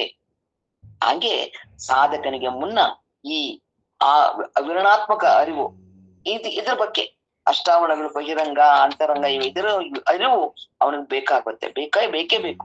ಈ ತ್ರಿವಿಧ ಸಿದ್ಧಾಂತಗಳು ಏನೈತಲ್ಲ, ಸ್ಥೂಲ ಸೂಕ್ಷ್ಮ ಕಾರಣ ಇರ್ಬೋದು, ಗುರು ಲಿಂಗ ಜಂಗಮ ಇರ್ಬೋದು, ತನು ಮನ ಧನ ಇರ್ಬೋದು, ವಿಶ್ವ ತೇಜಸ್ಸ ಪ್ರಾಜ್ಞ ಇರ್ಬೋದು, ಜಾಗ್ರ ಸ್ವಪ್ನ ಸುಷುಪ್ತಿ, ಇದೆಲ್ಲ ಏನಿದೆಯಲ್ಲ, ಸತ್ ಚಿತ್ತ ಆನಂದ, ಸತ್ವ ರಜ ತಮ, ಈ ತ್ರಿಗುಣದಲ್ಲಿ ಏನೈತಲ್ಲ, ಆ ತ್ರಿಗುಣಗಳಲ್ಲಿ ಸಂಬಂಧಿಸತಕ್ಕಂಥ ಸಿದ್ಧಾಂತಗಳನ್ನ ಅರ್ಥ ಮಾಡ್ಕೊಳ್ಳಿಕ್ಕೆ ಈ ಅಷ್ಟಾವರಣಗಳು ಏನಾಗತ್ತೆ? ಅಂಗವಾಗುತ್ತೆ. ಅಂಗ ಇದ್ದಾಗ ಮಾತ್ರ ನಾನು ಸಾಧನೆ ಮಾಡ್ಲಿಕ್ಕೆ ಸಾಧ್ಯ. ನನ್ ನೋಡ್ರಿ, ಇವಾಗ ಕೂತ್ಕೊಳಕ್ ನನ್ಗೆ ಆಗ್ತಿದೆ ಅಂತ ಹೇಳಿದ್ರೆ ಮಾತಾಡ್ಲಿಕ್ಕೂ ಪ್ರಯತ್ನ ಪಡ್ಬೋದು. ನಾನು ಕೂತ್ಕೊಳಕ್ಕೆ ಆಗಲ್ಲ ಅಂದ್ರೆ ಮಲ್ಕೊಂಡ್ ಮಾತಾಡಕ್ ಬರ್ತೈತೇನೋ? ಅಂದ್ರೆ ಬೇರೆ ವಿಚಾರಗಳು, ಈ ತಾತ್ವಿಕ ವಿಚಾರವನ್ನ ಮಲ್ಕೊಂಡ್ ಮಾಡಕ್ ಬರ್ತೈತೇನು? ಈಗೆಲ್ಲ ನಾವು ಚಿಂತನೆ ಮಾಡ್ಬೇಕಂದ್ರೆ ಎಲ್ಲಾರು ಮತ್ತೆ ಸೇರ್ತಿದೀವಿ. ಮತ್ತೆ ಸೇರಿ ಏನ್ ಮಾಡ್ತಾ ಇದೀವಿ? ಅದರ ವಿಸ್ತಾರವಾಗಿರತಕ್ಕಂಥ ರೂಪವನ್ನ ಅಂಗೀಕರಿಸ್ಕೊತಾ ಇದೀವಿ. ಅಂದ್ರೆ ನನಗಿದು, ನಂದಿದು, ಈ ರೀತಿ ಹೇಳ್ಬೇಕು. ಒಂದು ವಿಶೇಷವಾಗಿರತಕ್ಕಂಥ ಪದ ಸಿಕ್ತು ಅಂತ ಹೇಳಿದ್ರೆ ಖುಷಿ ಪಡ್ತಾ ಇದೀವಿ, ಹೌದಲ್ವಾ? ಹಿಂಗ ಆದಾಗ ಮಾತ್ರ ಇವು ಅಷ್ಟಾವರಣಗಳು ನನಗೆ ಹಂಗ ಆಗ್ಲಿಕ್ಕೆ ಸಾಧ್ಯ. ಆಮೇಲೆ ಅದನ್ನೆಲ್ಲ ಮಾಡ್ಬೇಕಂದಾಗ ಪಂಚ ಆಚಾರಗಳು ನನಗ್ ಬೇಕೇ ಬೇಕು. ಪಂಚ ಆಚಾರಗಳು ಯಾವ್ದನ್ನ ಅರ್ಥ ಮಾಡ್ಕೋತೀವಿ, ಜೀವನದಲ್ಲಿ ಜಾರಿಗೆ ತರ್ಬೇಕು ಅಷ್ಟೇ. ಅರ್ಥ ಮಾಡ್ಕೊಂಡಿದ್ದು ನನಗೆ ಅಷ್ಟಾವರಣಗಳಾದ್ರೆ ಜಾರಿಗೆ ತರತಕ್ಕಂಥದ್ದು ಆಚರಣೆಗಳು. ಪಂಚ ಆಚಾರಗಳಿರ್ಬೋದು, ಸಪ್ತ ಆಚಾರಗಳೆಲ್ಲ ಬರ್ತವೆ, ಆಮೇಲೆ ನೋಡೋಣ. ಆ ಪಂಚ ಈ ಅವ ಹೇಳ್ತಾರೆ. ಇದಕ್ಕೆ ನನಗೆ ಒಂದು ವಿಶೇಷವಾಗಿರತಕ್ಕಂಥ ಏನ್ ಸಿಗುತ್ತಪ್ಪ, ನನಗೆ ಸಿಗುವಂತದ್ದೇನು, ಒಂದು ಅನುಭವ ಸಿಗುತ್ತೆ. ಅನುಭವ ಅಂತ ಹೇಳಿದ್ರೆ ಸಂತೋಷ ಆಗದ್ರಿ ಅಷ್ಟೇ. ಮಾಡಿದೊಂದು ಕೆಲಸದಲ್ಲಿ ಏನೋ ಒಂದು ವಿಶೇಷವಾಗಿರತಕ್ಕಂಥದ್ದು, ಏನು ತಿಳ್ಕೊಂಡಿದ್ದೆ ಅದಕ್ಕೆ ನಾ ಸ್ವಲ್ಪ ಉನ್ನತ, ಒಂದು ಸುಮ್ನೆ ಪಾಯಿಂಟ್ ಅಷ್ಟೇ.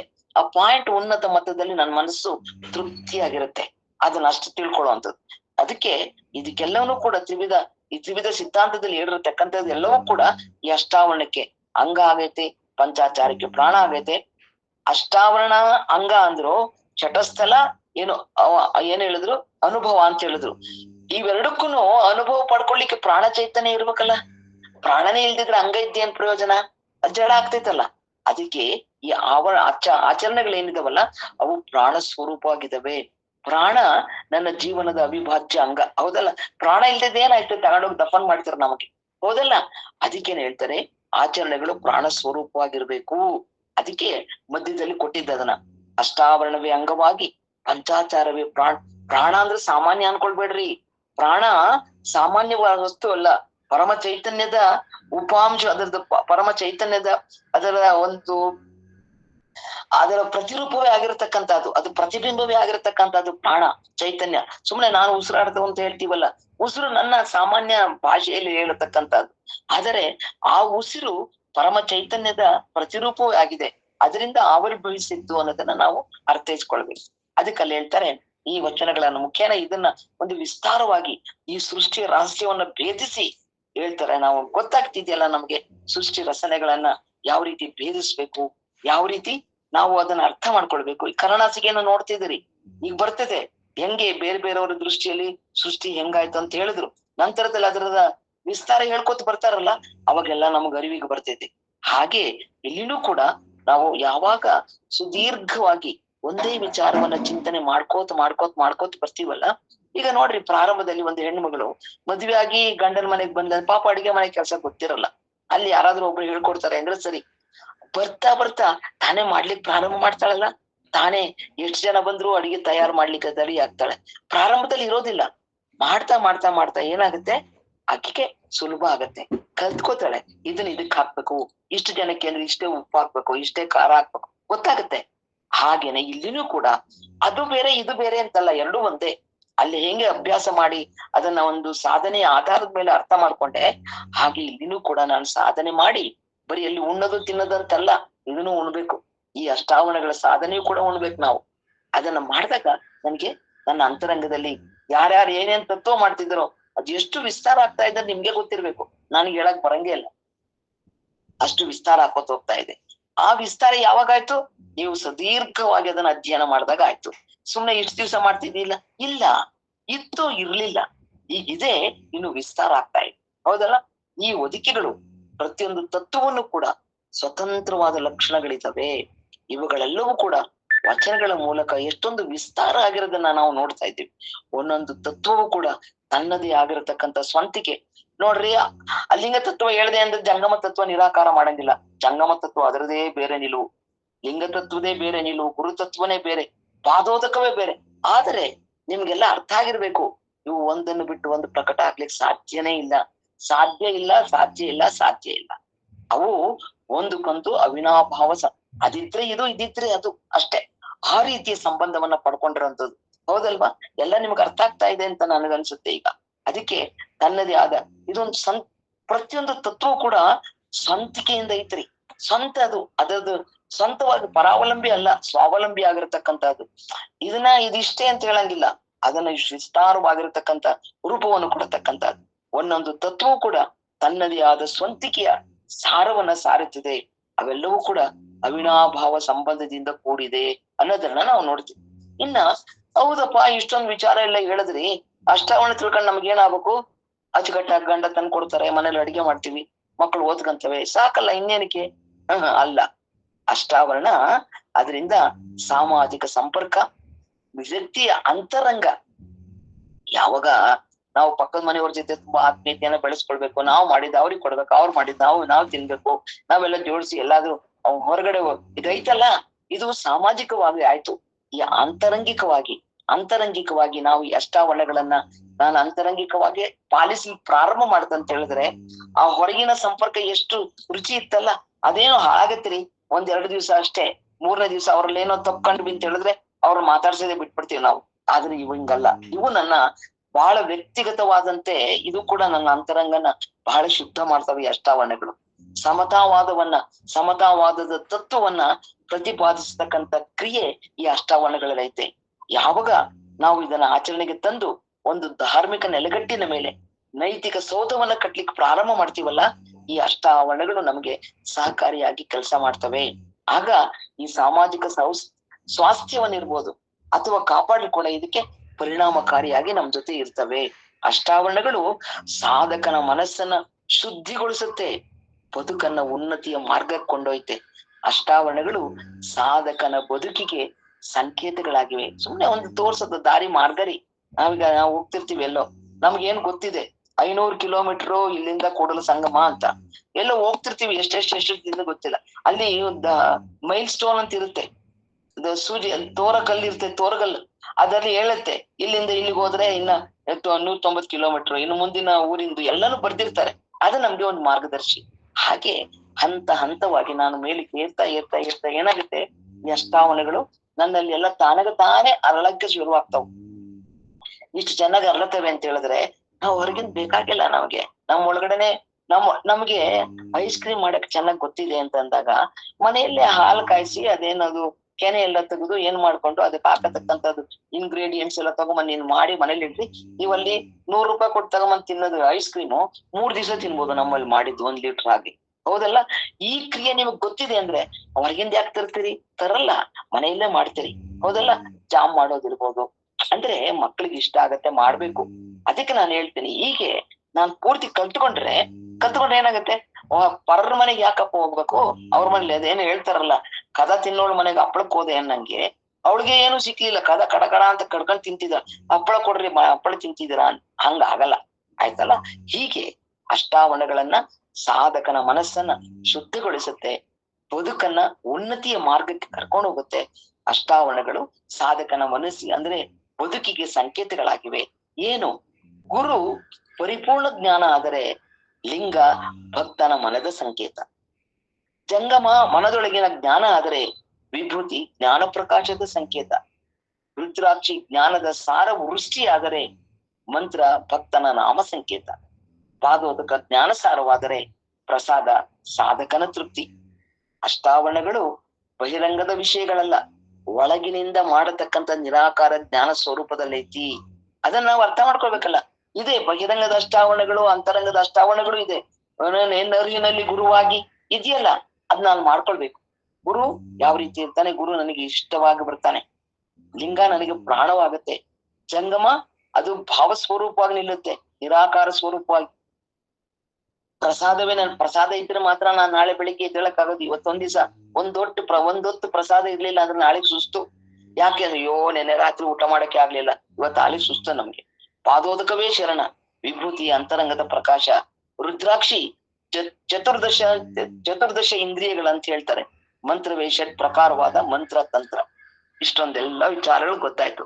ಈಗ ಈ ಅಷ್ಟಾವರಣಗಳನ್ನ ಪಡೆಯೋದು ಹೇಗಪ್ಪ ಅಂತ ಹೇಳಿದ್ರೆ ಹೇಳ್ತಾರೆ, ಈಗ ನಿಮ್ಗೆ ಗೊತ್ತಿರತಕ್ಕಂಥದ್ದು, ಎನ್ನ ಅರುಹಿನಲ್ಲಿ ಗುರುವಾಗಿ ಬಂದು ನಿಂದಾನು, ಎನ್ನ ಪ್ರಾಣದಲ್ಲಿ ಲಿಂಗವಾಗಿ ಬಂದು ನಿಂದಾನು, ಎನ್ನ ಜ್ಞಾನದಲ್ಲಿ ಜಂಗಮವಾಗಿ ಬಂದು ನಿಂದಾನು, ಎನ್ನ ಪ್ರಾಣದಲ್ಲಿ ಪ್ರಸಾದವಾಗಿ ಬಂದು ನಿಂದಾನು, ಎನ್ನ ಜಿಹ್ವೆಯಲ್ಲಿ ಪಾದೋದಕವಾಗಿ ಬಂದು ನಿಂದಾನು, ಎನ್ನ ನೇತ್ರದಲ್ಲಿ ರುದ್ರಾಕ್ಷಿಯಾಗಿ ಬಂದು ನಿಂದಾನು, ಎನ್ನ ತ್ವಕ್ಕಿನಲ್ಲಿ ವಿಭೂತಿಯಾಗಿ ಬಂದು ನಿಂದಾನು, ಎನ್ನ ಶ್ರೋತ್ರದಲ್ಲಿ ಪಂಚಾಕ್ಷರಿ ಮಂತ್ರವಾಗಿ ಬಂದು ನಿಂದಾನು, ಎನ್ನ ಅಂತರಂಗದಲ್ಲಿ ಅಷ್ಟಾವರಣವಾಗಿ ಕರಸ್ಥಳಕ್ಕೆ ಇಷ್ಟಲಿಂಗವಾಗಿ ಬಂದು ನಿಂದಾನು, ನಿರಂಜನ ಚನ್ನ ಬಸವಲಿಂಗ ತಾನೇ ನೋಡ ಎನ್ನ ಗುರುವೇ ಲಿಂಗ ಜಂಗಮ ಪ್ರಸಾದ ಪಾದೋದಕ ರುದ್ರಾಕ್ಷಿ ವಿಭೂತಿ. ಗುರುವೇ ಎಲ್ಲ ಸ್ವರೂಪವಾಗಿ ನಮಗೆ. ಗುರು ಒಂದನ್ನ ಬಿಟ್ರೆ ಏನು ಇಲ್ಲ, ಗುರುವೇ ಪ್ರಮುಖ.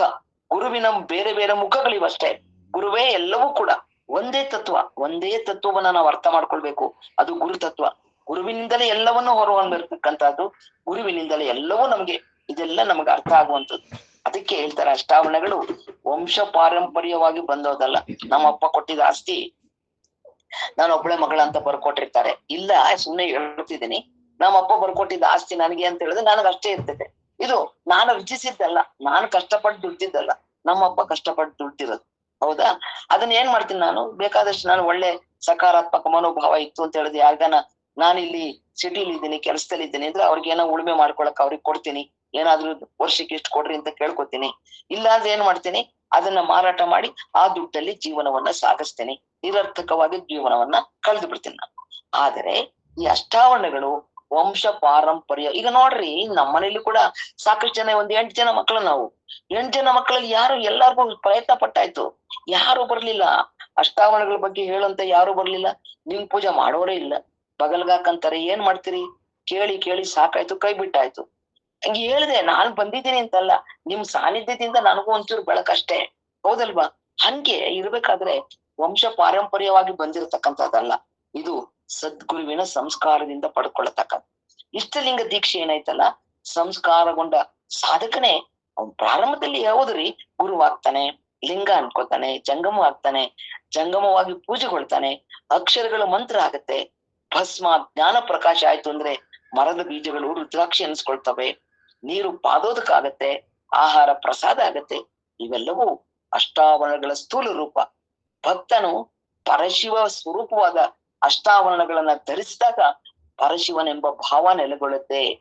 ಪರಶಿವ ತತ್ವ, ಪರಶಿವ ಸ್ವರೂಪ ಭಾವದಿಂದ ನನ್ನ ಪರಶಿವ ಚೇತನ ಸ್ವರೂಪವಾಗಿರತಕ್ಕಂಥ ಇಷ್ಟಲಿಂಗವನ್ನ ಇದೆಲ್ಲ ನೋಡ್ರಿ. ಈಗ ಎಲ್ಲ ಆಯಾಮ ಏನೇನು ಆಸನಗಳೆಲ್ಲ ಮಾಡ ಎಲ್ಲವನ್ನು ಒಳಗೊಂಡಿರತಕ್ಕಂಥದ್ದು ಇಷ್ಟಲಿಂಗರಿ. ಕೂತ್ಕೊಳ್ಳಕ್ಕೆ ನೇರ ಮಾಡ್ಬೇಕು, ಕೂತ್ಕೊಳ್ಳೋದು ಹೇಗೆ ಅಂತ ಗೊತ್ತು, ಕಣ್ಣಿನ ದೃಷ್ಟಿ ಹೇಗೆ ಮಾಡ್ಬೇಕು, ಎಡಗಡೆನೆ ಯಾಕೆ ಇಟ್ಕೊಳ್ಬೇಕು ಹೇಳಿದ್ರು, ಎಡಗಡೆ ಯಾಕೆ ಇಟ್ಕೊಳ್ಬೇಕು, ಬಲಗಡೆದು ಆಕ್ಟಿವೇಟ್ ಮಾಡ್ಲಿಕ್ಕೆ ಎಡಗಡೆ, ಇದೆಲ್ಲ ಏನ್ ಇದ್ರಲ್ಲೇ ಎಲ್ಲ ಯೋಗ ಆಗೋಗುತ್ತೆ. ಇಷ್ಟಲಿಂಗವನ್ನ ದೃಷ್ಟಿ ಇಟ್ಟು ನೀವು ನೋಡ್ತಿರ್ಬೇಕಾದ್ರೆ ನೇರವಾಗಿ ಕೂತಿರ್ತಿರಲ್ಲ, ಕೂತಿದ್ರೆ ಅಲ್ಲೇನು ಬೆನ್ನು ಅಂದ್ರೆ ತುಂಬಾ ಆಸಕ್ತಿ ಇದ್ರೆ ಹೇಳಿದ್ದು ಬೆನ್ನು ನೋವಾಯ್ತು, ಕಾಲ್ ನೋವಾಯ್ತು ಅಂತ ಏನ್ ಬರಂಗಿಲ್ಲ, ಹಾಗೇನೆ ಕುತ್ಕೊಂಡ್ಬಿಡುವಂಥದ್ದು ಐತಲ್ಲ. ಇವೆಲ್ಲವೂ ಕೂಡ ಯೋಗದಲ್ಲಿ ಆಯಾಮ ಏನ್ ಆಸನಗಳನ್ನ ಹಾಕ್ಬೇಕಾದ್ರೆ ಹೇಳ್ತಾರೆ, ಇವೆಲ್ಲವೂ ಅದ್ರಲ್ಲಿ ಒಳಗೊಂಡಿದೆ. ಅದೆಲ್ಲರ ಹಿನ್ನೆಲೆಯಲ್ಲಿ, ವೈಜ್ಞಾನಿಕ ಹಿನ್ನೆಲೆಯಲ್ಲಿ ಇದೆಲ್ಲವನ್ನ ಪರಿಶೀಲಿಸಿಯೇ ಅಷ್ಟೊಂದು ವಿಜ್ಞಾನಿ ಆಗಿರತಕ್ಕಂಥ, ಮಹಾ ಮೇಧಾವಿ ಆಗಿರತಕ್ಕಂಥ, ಸಾಂಸ್ಕೃತಿಕ ನಾಯಕರಂತಿರತಕ್ಕಂಥ ಬಸವಣ್ಣವರು ನಮ್ಗೆ ಕೊಟ್ಟಿರತಕ್ಕಂಥದ್ದು ಇಷ್ಟಲಿಂಗ ಸಾಮಾನ್ಯದಲ್ಲ. ಇದು ಸುಮ್ನೆ ಪೂಜೆ ಮಾಡುವಂಥದ್ದಲ್ರಿ. ಇದು ನನ್ನ ಜೀವ, ನನ್ನ ಜೀವ ಇದು, ನನ್ನ ಜೀವ, ಇದನ್ನ ಬಿಟ್ರೆ ನನ್ಗೆ ಬೇರೆ ಏನು ಇಲ್ಲ ಅನ್ನೋ ಭಾವದಲ್ಲಿ ನಾವು ಅದನ್ನ, ನನ್ನ ಜೀವದ ನೋಡ್ರಿ, ನನ್ಗೆ ಈ ಪ್ರಾಣ ನನ್ನಲ್ಲಿ ಹೋಯ್ತು ಅಂತ ಅಂದ್ರೆ ನನ್ಗೆ ಏನಾಯ್ತು, ನಾನು ಜಡ ಆಗ್ತೀನಿ.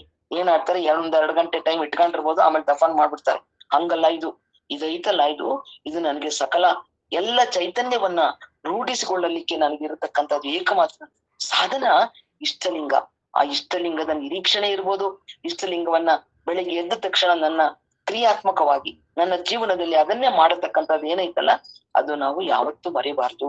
ಆಮೇಲೆ ನಂತರದಲ್ಲಿ ಎಲ್ಲವನ್ನು ವಿಚಾರಗಳನ್ನ ಒಂದೊಂದು ಅದಕ್ಕೆ ನನ್ಗೆ ಏನ್ ಯೋಚನೆ ಆಯ್ತು ಬೆಳಿಗ್ಗೆ ಅಂದ್ರೆ, ಈಗ ಎಲ್ರು ನಾನು ಪಾದೋದಕ ಓದ್ತಿದ್ದೀನಿ, ಒಬ್ರು ಗುರುತತ್ವ, ಲಿಂಗ, ಜಂಗಮ ಓದ್ತಿದ್ದೀರಿ.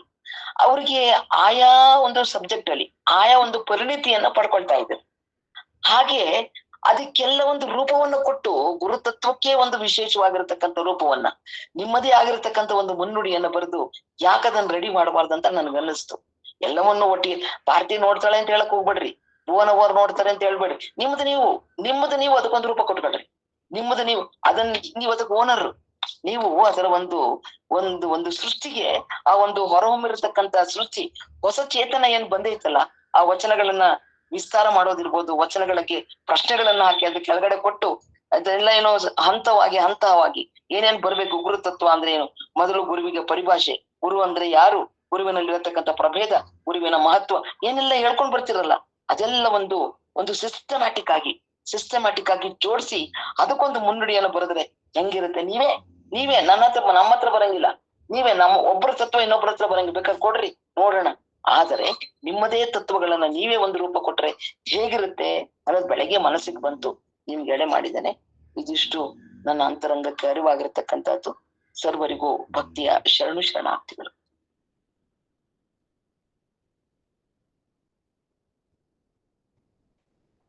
ಒಂದ್ ಕಡೆಯಿಂದ ಹೇಳ್ಕೊಂಡು ಹೋದ್ರೆ ಇನ್ನೊಂದ್ ಕಡೆಯಿಂದ ಮರಿತಾ ಬರ್ಬಿಡ್ರಿ. ಯಾಕೆ ಇದನ್ನ ತಗೊಂಡಿದ್ದಂದ್ರೆ ಎಲ್ಲ ಗೊತ್ತಿರ್ಬೇಕಂತ. ಅರ್ಥ ಆಯ್ತಾ? ಎಲ್ಲ ಗೊತ್ತಿರ್ಬೇಕು. ಇಂತರ ರಿವಿಷನ್ ತರ ಎಲ್ಲ ನೀವು ತಿಳ್ಕೊಳ್ಬೇಕು. ತಿಳ್ಕೊಂಡು ಒಬ್ಬೊಬ್ರು ಒಂದೊಂದ್ರಲ್ಲಿ ಕರಗತ ಆಗ್ಬೇಕು. ಈಗ ನೋಡಿ ಮೊನ್ನೆ ಒಂದ್ ತಾಸ್ ಮಾತಾಡಿದ್ರು ಜಂಗಮ, ಯಾರು ನಮ್ ಕಮಲಾಕ್ಷಿ ಅವರು. ಶರಣರ ನುಡಿಗಡದಲ್ಲಿ ಎಲ್ಲ ಎಷ್ಟ್ ಜನ ಇದೀವಲ್ಲ, ನಾವೆಲ್ರೂ ಕೂಡ ಒಂದು ತತ್ವ ಪರಿಣತಿಯಾಗಿ ಒಂದು ಕಮ್ಮಟ ಮಾಡ್ಬಿಟ್ಟು ನಾವೇ ಮಾತಾಡ್ಬೇಕ್ರಿ. ಗುರು ತತ್ವ ನೀವೇ ಮಾತಾಡ್ರಿ, ಲಿಂಗ ತತ್ವ ನೀವೇ ಮಾತಾಡ್ರಿ, ಜಂಗಮ ನೀವೇ ಮಾತಾಡ್ರಿ, ಪಾದೋದಕ ಎಲ್ಲರೂ ಅವ್ರವರೇ ಮಾತಾಡ್ಬೇಕು. ನಾವೇ 8 ಜನ ಅಂದ್ರೆ ಸುಸ್ತಾಯ್ತಂದ್ರೆ ಒಬ್ರಿಗೊಬ್ರು ಒಂದ್ರಲ್ಲಿ ಇಬ್ರು ಮಾತಾಡೋದು ಎಲ್ಲ ನಾವೇ ಮಾಡ್ಬೇಕಂತ ನನಗೇನೋ ಒಂದು ಆಸೆ. ಅಂದ್ರೆ ಆ ತತ್ವವನ್ನ ತಿಳ್ಕೊಂಡು ಎಷ್ಟ್ರ ಮಟ್ಟಿಗೆ ನೀವು ತಳುವಂತ ತಿಳ್ಕೊಂಡು ನನಗೆ ಹೇಳ್ತೀರಿ, ನನಗೆ ಅರ್ಥ ಆಗಂಗ್ ನೀವ್ ಹೇಳ್ಬೇಕು. ನನಗೆ ಏನೇನ್ ತತ್ವವನ್ನು ಓದಿದಿರಲ್ಲ ಅದೆಲ್ಲ ನನಗೆ ಹೇಳ್ಬೇಕು. ನೀವ್ ಓದಿದ್ ನಿಮ್ಗೆ ಅರ್ಥ ಆಗಿರೋದಲ್ಲ ನನಗೂ ಅರ್ಥ ಆಗ್ಬೇಕು, ನನಗೆ ಹೇಳಂಗೆ ಹೇಳ್ಬೇಕು ನೀವು. ಆ ರೀತಿಯ ಒಂದು ಶಿಬಿರ ಒಂದು ಮಾಡೋಣ, ಆಯ್ತಾ? ಆಮೇಲೆ ಆ ರೀತಿ ಮನಸ್ಥಿತಿ ನಿಮ್ಗೆಲ್ಲರಿಗೂ ಬರ್ಬೇಕಂತ ನನ್ ಮನ್ಸಿಗೆ ದಿವ್ಸ ಅನಿಸ್ತಿರ್ತೈತಿ ಹಿಂಗೆ. ಹೌದಲ್ವಾ? ಎಲ್ಲಾರ್ದು ಎಷ್ಟು ವಿಸ್ತಾರ ಆಗ್ತೈತೆ ಹೃದಯ, ಹೌದಲ್ವಾ? ಇದ್ರಲ್ಲಿ ಎಷ್ಟು ಸಮಯವನ್ನ ಕಳೀತಾ ಇದೀವಿ, ಇಷ್ಟು ದಿವ್ಸ ಏನೋ ಇದು ಗೊತ್ತಿಲ್ಲ ಬಿಡು.